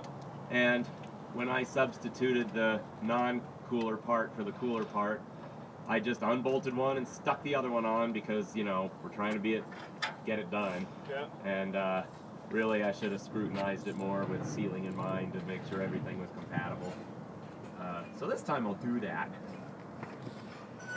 But I don't think it's it's not some big design flaw problem. It's just me being in a hurry and making an assumption that I shouldn't have made. Did you even loosen it up, Tommy? Were you able to loosen the spark plug at all, or no? No, sir. I didn't. You can't even Really, wrench on it? it's that tight? I just got an extension, and I should. I think I did it. Yay! So there is a make sure the truck is in neutral. Okay. And there's a not large enough, but there's a bolt on the front of the crank damper. I forget what size it is, but it's kind of big. And we can use that bolt to turn the engine over and find our mark, for... Is there a way we can ensure, Ted, that we're not going to be getting spark to the other? Well, the battery's unplugged, so you're not going to get any spark. No, but I'm saying once we do crank it over.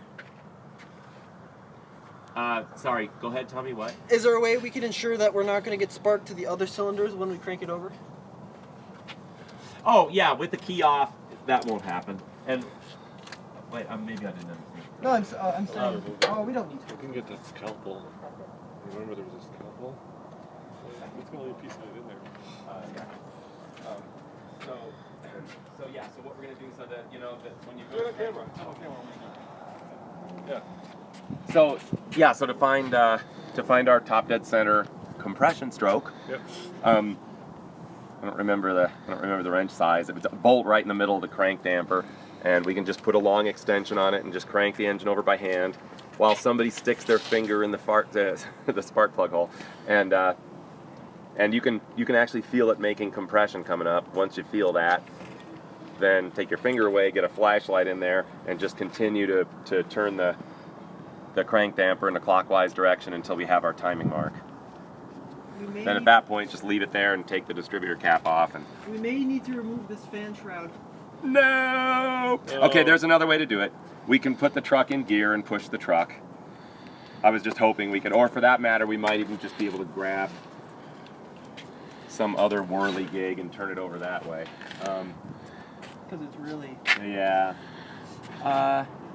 No, you know what? You can snake it in there. Yeah? Yeah. I'll find a combination of stuff and we'll get it. Okay. Let me finish with the oil filter, or no, we better keep moving. So.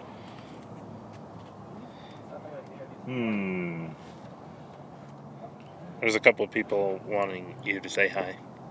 Oh, hello. So what's going on is, So it's after, 6 o'clock? yeah, it's 6:10 here, which means we got about 45 minutes of light before it gets dark. Yeah. And And the reason, we're gonna have to call it a day when it gets dark. yeah.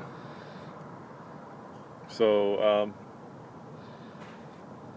the good news is it cranks. It cranks. Bad news is It sounds like a lot of the things are working for us, but obviously not everything because it's not really firing and running. But it's very exciting. Very, very exciting time. And we probably should not have put all the shrouding on it and the rest of it because... that's not true. We were optimistic. We should have. Well, yeah, You can't bank it was for optimism. Yeah, you can't bank for failure. No. Right? You gotta expect the best. But, Yeah. but, But what? I don't know what I'm saying. Yeah. I'm tired. Yeah, it's been a long day. But we've got an excellent master mechanic here. He knows how to diagnose these problems. Yeah, for sure. yeah. He's done hundreds of engines. Yeah. Maybe Somebody said you didn't need the fire extinguisher. Yeah, we didn't need the fire extinguisher. Maybe they haven't been Chevy 350s, but they've certainly been much harder. You know, there's a Jaguar 12-cylinder in there. This is child's play compared to that. And in the Jaguar, there's no space in the engine bay. No, it's all engine. You can't get underneath it. You can't get this on top of it. There's a lot of room. Yeah. Can you get? Do you want to show them the shop, because during this broadcast we haven't really walked around. Yeah, sure. We can Right now we're trying to get just to crank over the engine, but while we're trying it, maybe we can show the shop. Can you get a wrench on it, Tommy? Yeah. Yeah, right. Yeah, come on in. Look at this, an old Jaguar. That's a pretty cool car. Looks like rats have used it for. Looks like rats. What's up with this old Jaguar? It just needs to be. Well, actually, we got it out of hibernation. It runs. You can put the key in it. You can start it. You can drive it under its own power. Yeah. Shifting is by appointment only. Yeah. Show them the Jag. It's not that Walk bad. around. You know. I mean, it needs everything, and yet it moves under its own power. Somebody should buy it and give it a good home. Well, actually, not that the owner wants to sell it.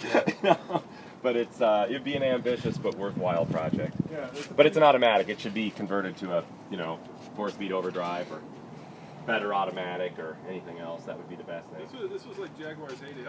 It's the coolest one, yeah. I'll give him a walk around. So Ted does a lot of the British cars, and it's funny, he does British cars, but he loves French cars. Like he loves Peugeots and DS's. Obviously here is an MG. I think this one's in for a differential. I was here when they brought it in. This is certainly a driver. Here's a funny car.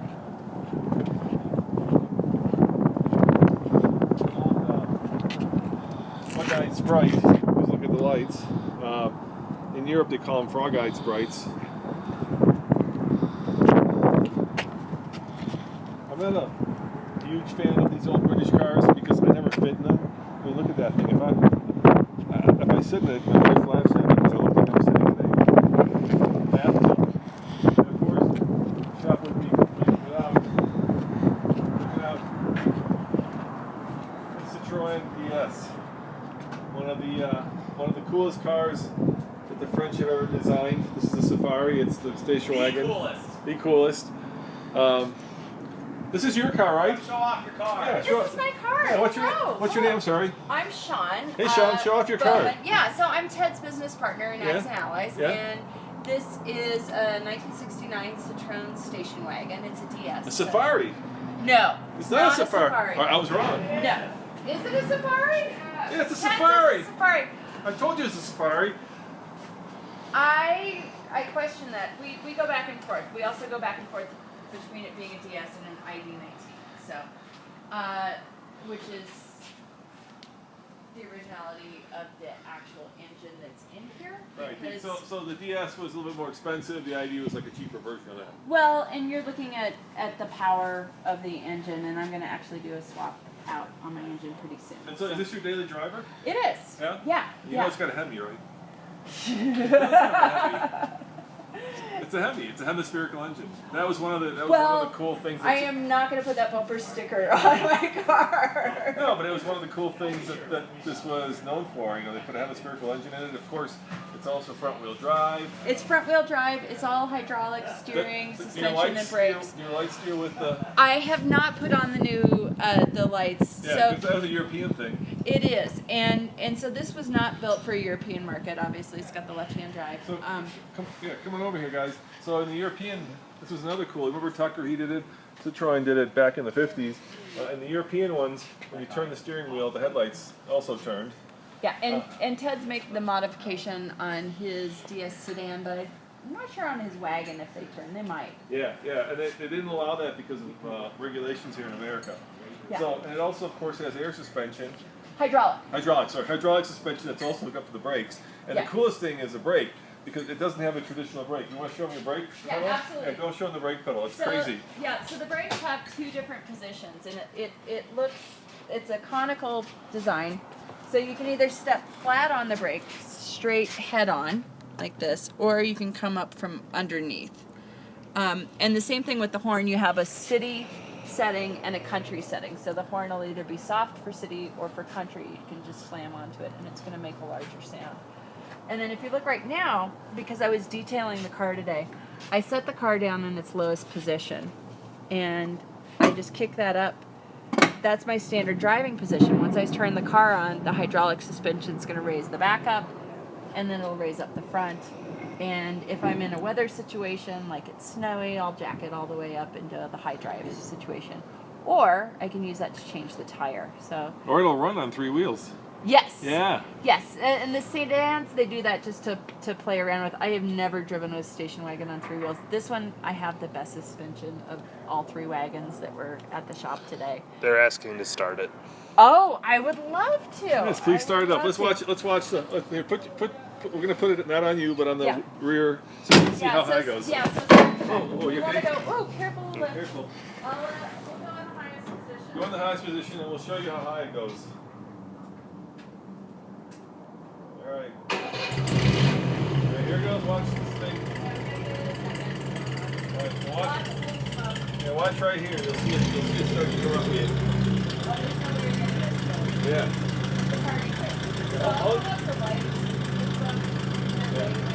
How long does it take for it to start up? Yeah.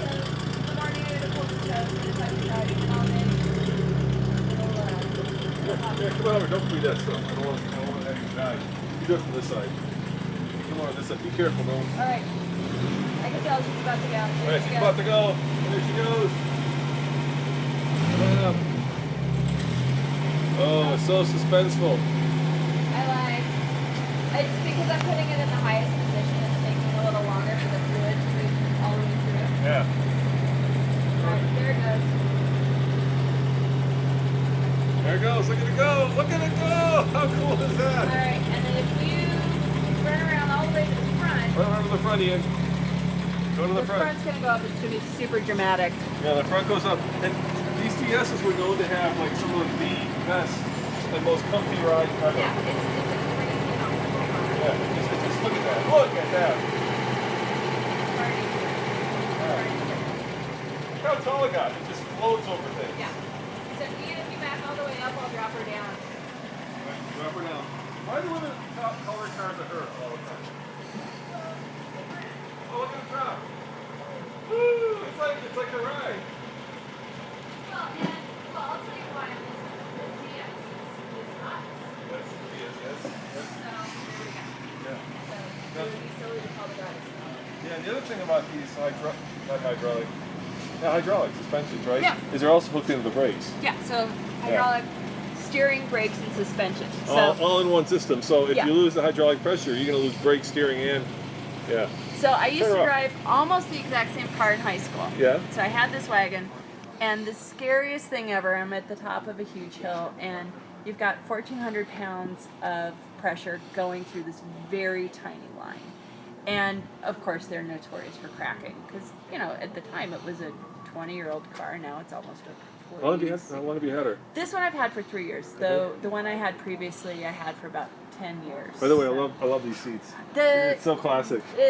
yeah. That is not Citroen specific. Right, but it's cool. No, it's fun. We like the houndstooth.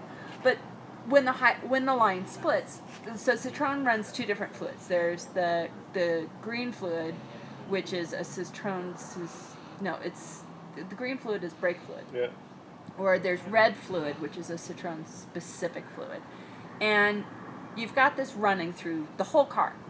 And this teeny tiny line that it's all going through. And so if that line splits, what happens is you get this spray of fluid all over your windshield.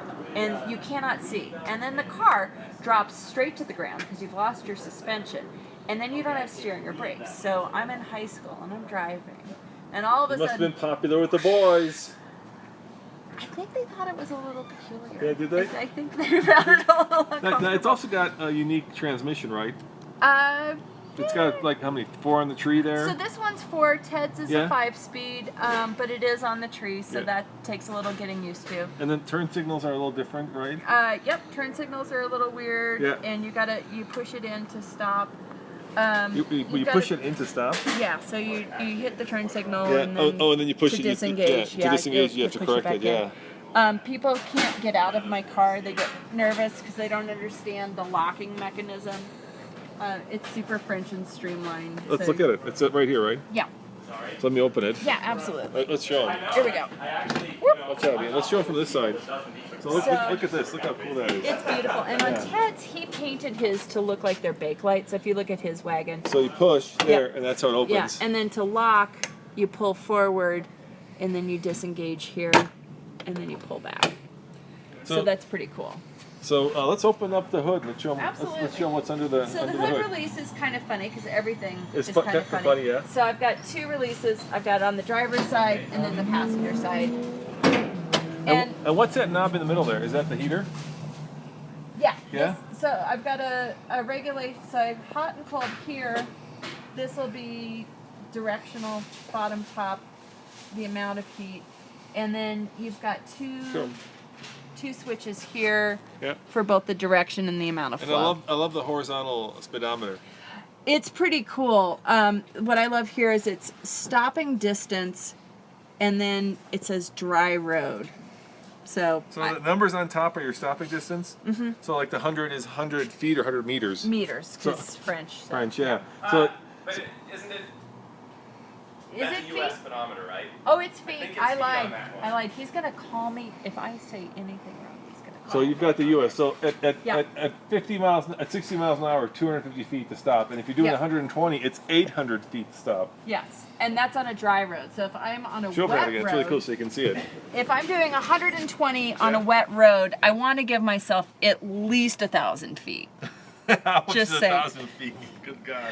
Well, and I mean, the funny thing is, you would think a car like this, because, you know, 4-cylinder engine, the car is slow to go in first and second. Once I'm in fourth and I'm cruising down the highway, it's pretty easy to get up to 100 and not realize you're doing 100. You're just like looking down, you're like, whoa, all of a sudden I'm going past. And people get right on your tail because they think you're going to go slow, and then they're surprised because they think you're driving a Volkswagen or a Saab or something. All right, let's show them the engine. So yeah, let's look at the engine. Take a look at the engine, yeah. This is, I think in the world of cars, if you guys are car guys or car gals out there, this has got to be one of the top 10, certainly most innovative, most Yeah. unique cars ever built in the world. Well, what you have is Jaguar and Ferrari now, who are still just getting into hydraulic suspension. So my reservoir for the hydraulics is right here. So if you come around to this side, it's a gallon drum. And this was the other funny thing in high school. When I would have a leak, I'd go to the auto shop and I would ask to buy a case of brake fluid, because normally brake fluid comes in these little bottles. Right. And the guys would be like, "Oh, honey, you only need a little bottle." No, And you're I'm like, no, I need a no, lot. I need a case of brake fluid. So you're gonna keep your reservoir pretty much dialed around here, and I should probably check and see what my height's at, because it looks a little low. You should talk about that big round ball because that's unique to the DS as well. Yeah. So what? There's 5, 5 of those? Ted. What are they called? 6 if you count the brake one. What are they called? So this is my, but you can call them your drum. But you've got a fluid gas mix happening in here, Yeah. and that's what keeps your suspension going, and so that's super unique too. And this is, of all of the Citroen wagons here, the dirtiest and most disgusting. So I'm super glad to show you guys the filthy dirty And one. Ted, am I wrong, or was the DS one of the first cars to have a crumple zone actually? Did they design crumple? You know, Yeah. I think that's true, I think but they I'm did not. crumple zones. I think Yeah. that's true. I know they were early to the party with crumple zones, Yeah. but I'm scared to say they were the first because I One- brag one about of them so those, much yeah. that I want to be credible, and that may or may not. What was the first year of this? 55? 55, yeah. Yeah. So I mean, look at this car. It looks modern today, and it's It hard to went believe. to 72 with the 72. same body. 76. 76. 72 in our country, but Yeah. And they were cars like the French dignitaries used, Yeah, and obviously. you can change a tire Yeah. without having to jack it up, right? Yeah. Exactly. And Yeah. then you can drive on 3 wheels as long as there's 2 in the front. Well, that true? nah, Yes, yeah, it is. somebody's been Yes, drinking it the is. Kool-Aid, Yeah. yeah. Tommy Well, knows. So 2 in the front if you're in a wagon. If you're in a sedan, you could probably get away with 1. No, But- you gotta have 2 in the front, otherwise you won't go anywhere. Because the differential and drive is in the front. Sorry. So anyway, it's also a Hemi. It's a hemispherical engine, which just basically means that the top of the cylinder head is a hemispherical design, and that was around for a long time. Yeah, but yeah, the yeah. French used it way before. It's really cool. Yeah, way before a lot of other people used it. So it's a Hemi. Well, thank you for Yeah, showing it's us your really car. fun. Well, it's Yeah, great yeah. to have you guys in the shop. Yeah, 'cause really, it's, really appreciate it. makes And it fun. yeah, and let's go back to the truck. Yeah, Yeah, please, well, the truck. Come on. the You're truck. so close, It right? turned over, but we couldn't fire it. All right, let's go back. What are people saying, Ian? What do we got? They want to go back to the We're truck. going back to the truck. Don't worry. Only on TFL will you see an '85 Chevy square body, and then right back to Citroen DS. So where are we at, Ted? Wow, our oil leak is Fixed? the repair has been executed. So Excellent. I'll just put it that way. All right, good. Our power steering leak, same answer. Yeah. And I suppose I should get to actually what matters, and we'll find that timing mark. But I was having more fun doing things that I knew I could fix. All right. So if my lovely assistant would crank the engine over. Which is Tommy? Yes. But you were the runner-up. You know. Okay. So. So I Where can is get the mine spark going. plug? Okay. All right. Did you find the hole? You may crank at will. She's cranking. Yeah, we have compression. We have compression, right, Ted? I'll know in a minute. We'll know in a minute. Yeah, how could we not? We have, yeah, it's a brand new engine. Yeah, we have to have Am I compression. doing it right? Yes, sir. Sweet. Oh, don't hurt That yourself. probably hurt, didn't it? Yikesies. The important thing is that it hurt you instead of me. Well, the important thing is I didn't strip the darn pole. That's that too, yeah. Are you okay, Tommy? Yeah. Okay, don't hurt yourself. Okay, I'm going slow. How are we doing? Unfortunately, for me to really prove the concept here, it's better if we go a little faster. Okay. But I know that's a kind of a tough request. You want me to go down there, Tommy? No. You gotta have small hands. And Roman, if you could keep, do we even know where the timing mark is on this car? Truck, vehicle, engine. Oh, here, yep. Something happened? I thought it did. Nothing? We're gonna have to push the truck. We may just kind of have to Push it. crank it. It's just turning it too slow. Usually even pretty slow it works though. That's why I'm... Oh, by the way. Yeah? Whoops. What? Remember how we had to substitute the water pump because with a serpentine belt it's a reverse rotating pump? Yeah? Those fan blades are sure going to blow all the hot air from the engine right out through the front of the radiator. We need reverse angle fan Do you want me to blades. keep going? I just stopped. You know what? It's not getting us anywhere, so maybe we'll just try bumping the starter and doing it that way. Okay. So Yeah, those fan blades are gonna try and push the air out through the radiator. So we'll have an overheating fool once it's time to actually run it. So bump it? Well, I'm gonna disable the ignition first, but yeah. So we need a different fan. We need a fan blade, and I don't know that there is such thing. The only fan blade I can think of with reverse blades is an Austin Mini, which won't cut it here. So probably this truck is a candidate for an electric fan. Yeah. Or fans. Okay. And we just delete that altogether. Okay. All right. Do they make electric fans for this truck, you think? They must, right? Well, they make kind of generic universal ones Yeah. for everything. Okay, yeah, so And- just get and electric if they're, fans. If they had a real deal mechanical one that was made, Yeah. good thing you had to turn the engine over. I never would have seen that if it hadn't been for that. Sure. Just trying to keep it on progress here. Yeah, well, we're trying, dude. Half an hour. Yeah, I know. So we need. Disable the ignition. We're gonna start it. Yeah.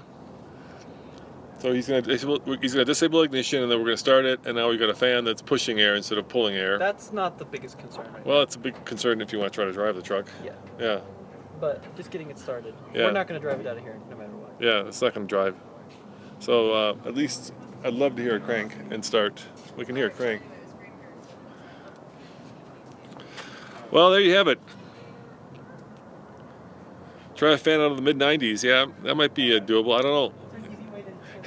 Hey, Ted, somebody said to try a fan out of the mid-90s because didn't they have serpentine belts later? Oh, good idea. Yeah. I don't know if I mean, yeah, serpentine belts are common, but do any later cars also use a mechanically driven fan? Oh, so and by the that answer is I don't know. By that point, they may have gone electric from the factory, yeah. But I don't know. Maybe that's a good idea. You know. All right, so you're gonna disable ignition. So it was that, wasn't it? That was all it took. Well, I don't know. People still are more saying wires down here. we need an 88.95. 88095. That's what I was gonna say. That's what I was gonna say. Yeah. The old 88-95. The 92 Suburban has a serpentine belt and a mechanical fan. There you go. We need a Yes, 92 cool. Suburban fan. Yeah, I think we just go electric. It's probably gonna be better. Okay, so oh yeah, go ahead and reconnect that. Do you have the little thing that was right here? I didn't take anything. You disconnected the battery, so you had to Yeah, use it. here. Thanks. So what are we doing now? Putting the battery back? Yeah, I'm just gonna try and get a sense of the compression from the starter. So who gets to go turn it? Well, they had a campaign for Tommy. Yeah. We're not cranking it. It's we're not just going bump, we're bump, just- while I just- try yeah. and find the. Yeah. And actually, if somebody could maybe do a little homework and find out where the timing mark is on this engine. Okay. I assume it's more visible from over there than it is from where I am. When you went Or- underneath It's a Sprite. on that- Andre's not having a beer. Sorry? Not yet. It's too early for beer.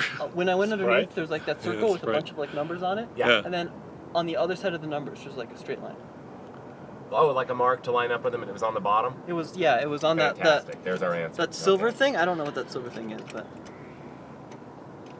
but the one I was spinning. Right. With my wrench. And that has a whole bunch of numbers It's on got it. like 60 numbers. Yeah, and then there it's- should be something. It's got like another line that's on the other side of the numbers. So it's like number, number, number, and then line. Applejack but is still saying. on the same part or on the On the same part. Oh, okay. Yeah, no, I'm looking for something that would be stationary, that those numbers would brush by, that we could look at Okay. as a timing reference. I don't know. Somebody's saying it's under. It is under. Yes, Thank you. Someone's saying Thank that. you. Yeah. I love this coaching from your phone. Yeah. Okay. Yes. I can't reach. He's gonna kick Oh, it. beautiful.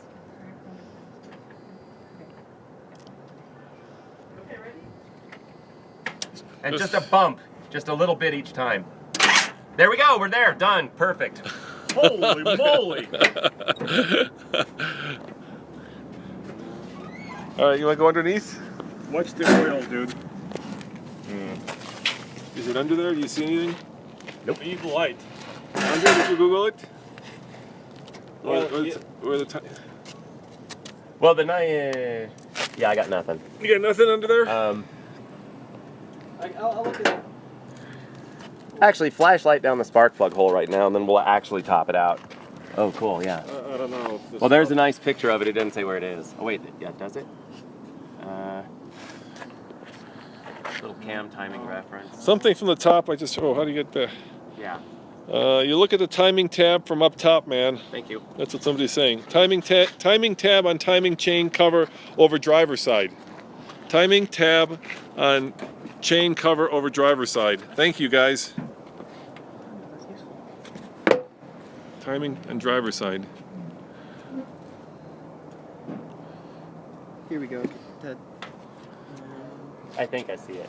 Yeah? maybe like a, is it Yeah, it looks. Oh boy, we're all but there. Are we? Yeah. In fact, I think we're. You said the spec was 12. Yeah, timing If I'm tab. looking at the little notch right, we're at 13 now, so close on knocking off. Rotate engine 12 degrees before top Yeah, dead beautiful. center. Okay, so all we need to do now is see where the rotor's pointing. I just want to know that the Battery's disconnected. Beautiful. Yeah. All right.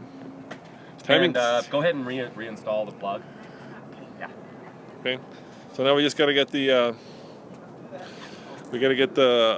distributor and see where that's pointing, and then once we get the engine running, then we can of course use a light. But unless it's running, we can't use a light. So people saying it's a Chevy. People are saying it's a Chevy. You get it going and then you retard it. Okay. Thanks, team. Thanks, team. That helps you, Ted. It's a Chevy. You get it close and then retard the timing when you get detonation a hair. Does that help you, Ted? Oh, as far as a final timing mark? Yeah. Yeah, in other words, trial and error. Yeah. Yeah, that makes sense. Okay. Well, I'm just going to stick with the book for running it. Okay. But yeah, if you're talking about fine tuning it. Yeah. Now, honestly, with a crate motor that Chevrolet supplied in the final analysis, my thought would be do what they say. Not that we have so far. Yeah. People are saying we don't need no stinking timing mark. If we want to hear it run, We do to prove that the wires are in the right order. Yeah. If we want to time it by ear. By the way, I got a story about that too. Every time I work on an English car. You want to roll this, Ian? Yeah. Go ahead. It's not crazy tight, Ted, but it's in there. Yeah, that's cool. And that's really all it should be. All right. Yeah. Let's No, hear the that story. whole you know, under the heading, not to impugn my you know, we don't need no stinking timing mark, but the number of times that I've had a customer bring their car to me, and they just want the carburetors adjusted, just twirl the screws because that's all it ever takes, right? And you know, tune it for emissions, whatever. So to save them some labor, I ask them, okay, well, you tell me the basic parameters. Are your valves adjusted? Is your timing set? Oh yeah, I set the timing. Next question, what'd you set it to? Well, I don't know. When you said you set it, well, I did it by ear. Wrong. You know, if you set it by ear, it is way too far advanced because, of course, everybody adjusts the timing till it runs really sweet at idle. They love lots of advance at idle, but that's not where you're setting them for driving them in the real world. And sure enough, you check it, and there it is at 26, 30 degrees, idling away, and it just idles great. Yeah, so I'm not a believer in setting it by ear. I'm a skeptic. People are asking why not EFI, electronic fuel ignition, and that's because it's an old school truck, guys. And because I fuel don't injection, understand that stuff. Yeah. By the way, was the timing tab brown? Did you notice? People are saying it's brown. Brown or chrome? Wasn't chrome. Yeah. Yeah. Kind of matched this. It's all part of this. Yeah, it's all part of that. Yeah. You could call it very dark brown. Yeah, there you go. Pull the wires to get to the thing. Do you know what we really need to pull, which is tragic? This. Go ahead. Yeah. Yeah, that's we easy need to pull my big Chevrolet steering wheel. That's okay. That's pretty easy to pull. Keep turning it. Yeah, but you'll be turning it a while. Yeah. Okay, so that was our number one plug wire, and if we trace that. It's the very top one. Wow. Wow, it's really need to be turned. Holy moly. It's this one here. Okay.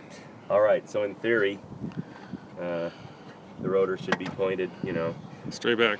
The back left of the two caps. It should be at the back left. Too. Do you feel like a bus driver, Tommy? I'll help you out with the effects. Oh wow, that's a big turn. Every gear is the same. Yeah, I was gonna say I used to drive those old double-decker buses, and that's how they were, man. And then, you know, by the time you get into fourth, 40 miles an hour, ooh, here comes a corner. They were so bad.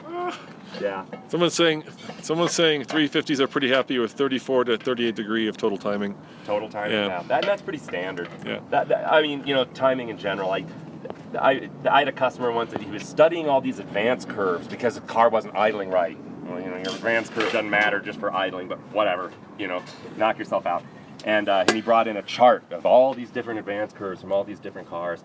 They were all practically the same, except for the Mazda rotary engine, which was mildly different, you know. So even the advanced curves, most cars max out is like 36 to 40 at our altitude, but it's always in that same range, you know. And your butt dyno usually doesn't know the difference. Hey, look, the rotor's not even close. No? Well, that'll do You it. have to pluck the distributor and reclock the rotor. So cool. It's not. That's okay. At least we know. Are these numbered? Yeah. You know, we got a piece of paper on them, so that's cool. You want Yeah. me Plunder at will. Do you know where they go? Where they go? No, I'll have to look at the sheet again, but you know, that's all right. I did label them all. I labeled them on the underside so nobody would see. Pretty stealthy, huh? Yeah, it's pretty stealthy. Yeah, What's these ones? it's the perfect crime. So could the reason that the thing was pointing in the wrong direction, the rotor, be a reason why we've got no Absolutely. Yes, that's exactly how it sounded when we were cranking it, like it was just firing randomly. All right, here, you want to show them the rotor? Here's the rotor. That's like the second biggest rotor I've ever seen. Well, no, unfortunately, we actually have to lift the distributor out and reclock it. It probably has like little spiral gears, and we're going to have to kind of trial and error it until we get it to where it's pointed over in that direction, and then the final timing will turn the body. Just move the wires in the camp. Don't bother resetting the distributor. That's a pretty good idea, but then we have to ruin Tommy's nice wire routing. Yeah. You know. Yeah. And you know, even for future reference, if we have it by the book, then the next guy who's even stupider than me can just look at the paper like I did, and it'll be okay for him. Whereas this will be confusing. So I would kind of prefer to take the high road and fix it right. Let's fix it right. Okay. Let's do it right. And now's the part where I get punished for that. So. Can I let go of these wires? Yes. Oh yeah, I'm sorry. Yeah. And let's just get that cap. Oh no, it's attached to the distributor. 5/8.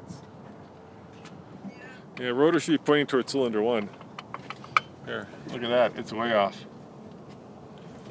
Yeah. It's a little bit off.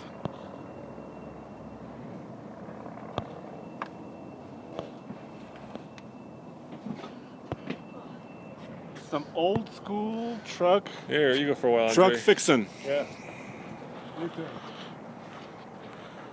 And guys, thanks for staying with us on this. This is that's why we're here, and Ted is supervising us because he has a lot of experience with this. You guys want to go get my dog? I'll go get your dog. We'll go get your dog. We'll do whatever it takes to get this thing running. Tell me where to go get the dog. Okay. We'll go get the dog. They may not believe. I'll have to call them to say, really, these two guys are here for my dog. So you'll have to bear with me while I call the Barkway and say, please release my dog to anybody who comes through the door. But nice gentleman. Yes, nice, anybody. You know, nice standard poodle puppy. Just saying.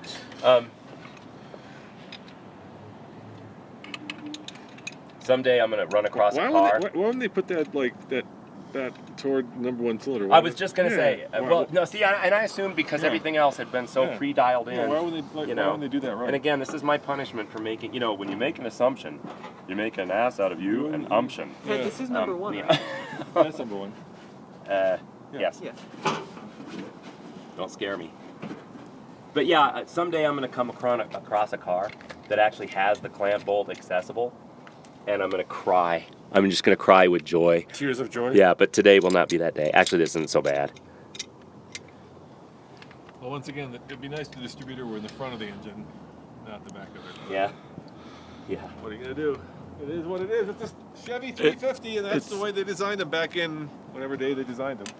And it's one of the most popular engines ever made. Yeah, I know. Yeah, there's millions of these out there. This is not an LS motor. This is a ZZ6, 405 horsepower, and about the same amount of torque. 406. Hello, Shane. Should I run to get the dog, Ted? We have to call him. Well, Ted, Yeah. I can take a run over there. So. Will the dog come with me? Oh yeah. Yeah? Yeah. Okay. What's the dog's name? She invites burglars into the house. Jenny. Jenny, okay. So there's a place that's just down Washington. Yeah? What's it called? It's called the Barkway. The Barkway? I'll just Yeah. Google map it. I'll run down and get your dog. Oh, okay then. Okay. I'll be back with the dog. That's my job. I bring truck parts and dogs. anything that you need, Ted, I will do. You know, I gotta say, you are the most awesome gopher ever. I'm gonna go for it. And you have yet to come back with something that didn't work. Everything you've come back with is like, oh, that's spectacular. I've done that. I've come back with something that doesn't work. Yeah, that's the norm. And that's not an insult. That's just what Yes, it goes. yes. You know, but sometimes it's better to People want us than to smart. review dogs now. Yeah, TFL dog. Those are the best. Done. Jenny Barkway. Yes. All right, I'll be back. I'm gonna call him. Bring it home. Jenny Barkway. Tell him a nice gentleman is going to pick it up. 1-843-6572. Firing order. Okay. Here, guys, here's the distributor cap. We have it all open.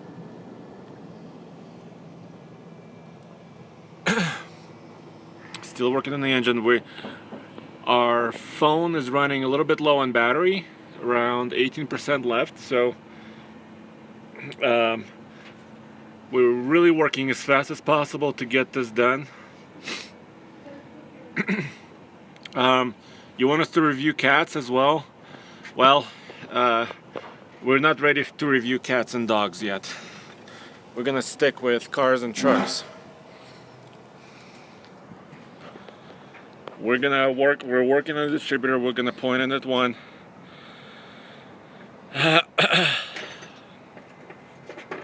Nice joke, Anthony. Hey, this is Ted. I'm Jenny's dad. Hi, how's it going? Hey, I'm in the middle of, the kind of wackiness that, honestly, I'll just tell you the story in person. But there's going to be a guy named Roman that walks in to pick our dog up. He has full authorization to take her away. And if anybody else shows up to get her, that's okay too. No, no. Anyhow, I thought this was sort of crazy, and I should let you know. I didn't know if you guys were like, really strict. But anyhow, he's cool. Please give him a poodle if you have one. Thanks. See you tomorrow. Bye.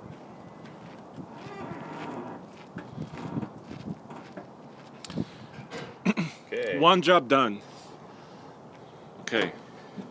So my only other mild fear, if anybody wants to weigh in on this, Yes. I don't think it's a big deal, but when I go to drop it back in there, very often the oil pump drive is the same, and sometimes there's a little tab that's kind of hard to get indexed with the oil pump drive. Mm-hmm. Does that sound credible? With the oil pump drive. Should I panic? No, we never panic. I panic all the time. Is there a panic? Don't ask me to not panic. Is there an issue? Sometimes the oil pump is driven off the same shaft as the distributor, and when you reclock the rotor, it doesn't index with the oil pump anymore.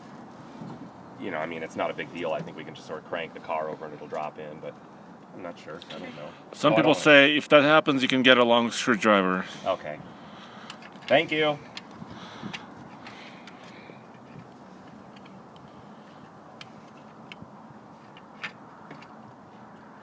Hello, Shane. Shout out to you. Shane, a shout back.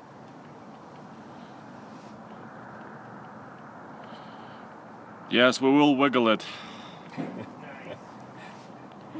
Let the wiggling begin.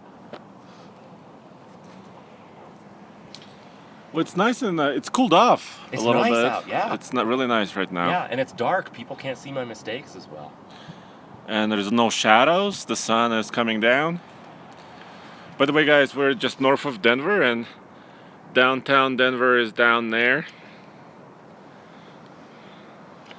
Yes, we will do the eye gauntlet with this truck when it's all healthy and happy. And we want to take it off-road because this is a one cool off-road truck, 4x4. We're not drinking vodka quite yet. We're not celebrating yet.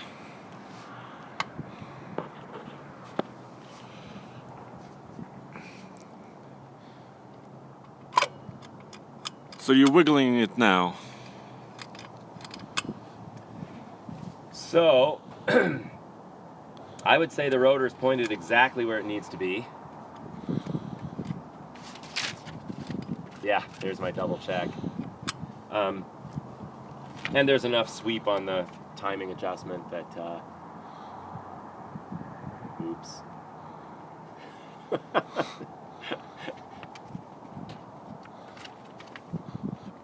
So, when I'm looking at half-ton trucks, yeah, I will consider the Tundra and Nissan, but I can't decide whether I want to go 3/4 ton. So, I need to make that decision first, and then once I make that decision, I can, choose my next truck. The engine costs about $9,000 with a turnkey application with all the accessories, and this truck originally cost us about $5,000, and it's in really good shape. It's a 1985 K10 Chevy. So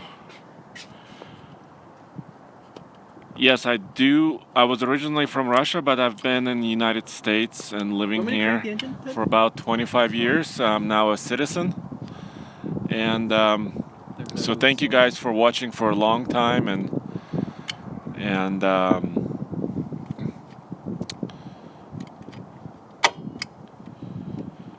I do have a my boat trailer with my boat weighs about just under 6,000 pounds, and sometimes I also carry a camper in my truck.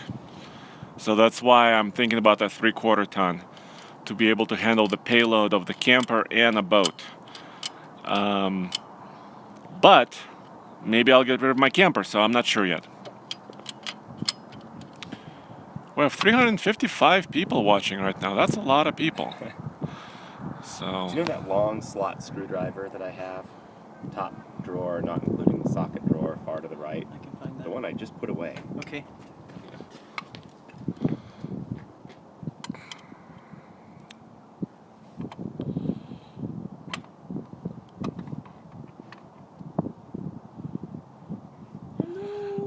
Yeah, no, guys. When I purchased my last truck, I got it used. Saved a lot of money.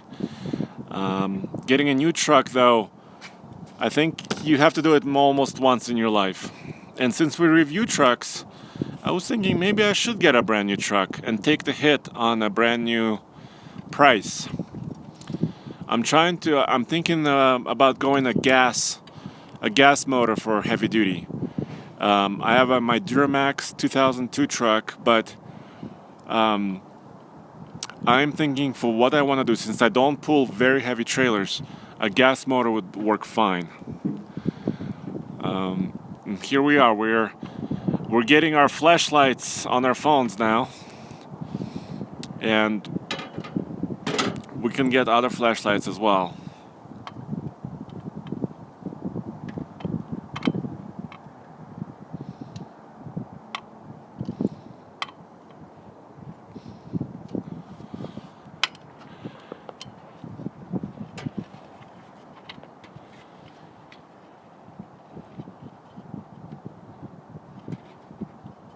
For towing, you guys are asking so many questions, I'm having trouble reading all of them. They're going by so fast on the phone.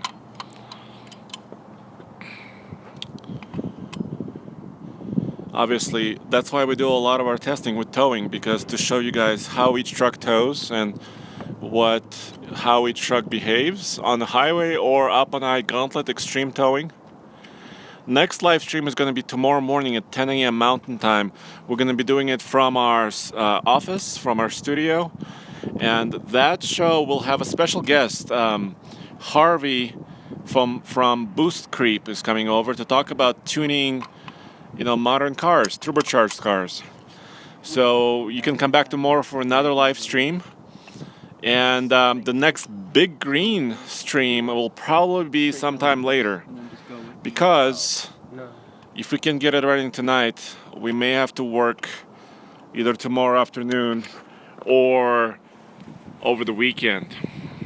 So Maybe I can go under there with my wrench. We're getting kind of low on the battery on the phone. Probably under 10% now. My primary job is the managing editor of TFL Truck, and I'm also sort of a producer, so I schedule a lot of our testing. I do video, production. So we have to wear many hats at TFL, and we, so when you see our testing, I usually do the scheduling preparation. I was born in Russia, and I moved to Colorado in '92. You guys are wondering about my accent. Ted used to makes me he wanted to make me say moose and squirrel. Get moose and squirrel. Yes, so Moose and Squirrel, that's my favorite show. How many people do we have watching right now? 366. Wow, thanks for watching, guys. So if you're just tuning in, here's what happened. We went and cranked the truck over. It was all hooked up, ready to go, and it made some loud popping noises. So we decided we would take a look at the timing. We have cylinder 1 at top, dead center. We're just futzing around with the distributor right now, or Ted is our master mechanic. Just futzing around with the distributor right now, so we can get the rotor in line with cylinder 1 when it needs to be in line with cylinder 1. So when we crank it over, spark's going to need to go where it needs to go, when it needs to go there. Hey Shane, already we gave you a shout out, so please. Come on, Shane. Please calm down. Please calm down, Shane. Thanks for watching. But yeah, and we're gonna have a busy April because we're going to a few events, and I'm going to the New York Auto Show, April 10th through the 12th. It's just before the auto show, and the other teammates, Roman, Nathan, Tommy, are going to Moab for the Easter Jeep Safari. And before that, we have several other events we're going to for press events. And then after that, in May, we're hoping to drive a new Colorado ZR2. So a lot of cool stuff is coming up, and obviously we want to take Big Green on an off-road adventure once Big Green is up and running and healthy. This is a really interesting part of this job here because typically when you see TV shows, right, you see them pulling the engine out, you see them putting the engine in. This is really behind the scenes. This is the part they don't want to show you, or they just don't show you. This is where Ted's mechanical ability comes in to this, because at this point we would be totally and completely lost. So having someone that knows how the basic mechanics of an engine work and knows what he's doing is really crucial. This is what you don't get on a lot of like Fast and Loud reality TV shows. Yeah. Can you guys hear us okay? I mean, I know there's a little bit of wind, but I wanted to get another perspective. Any luck? Yes and no. We're in the right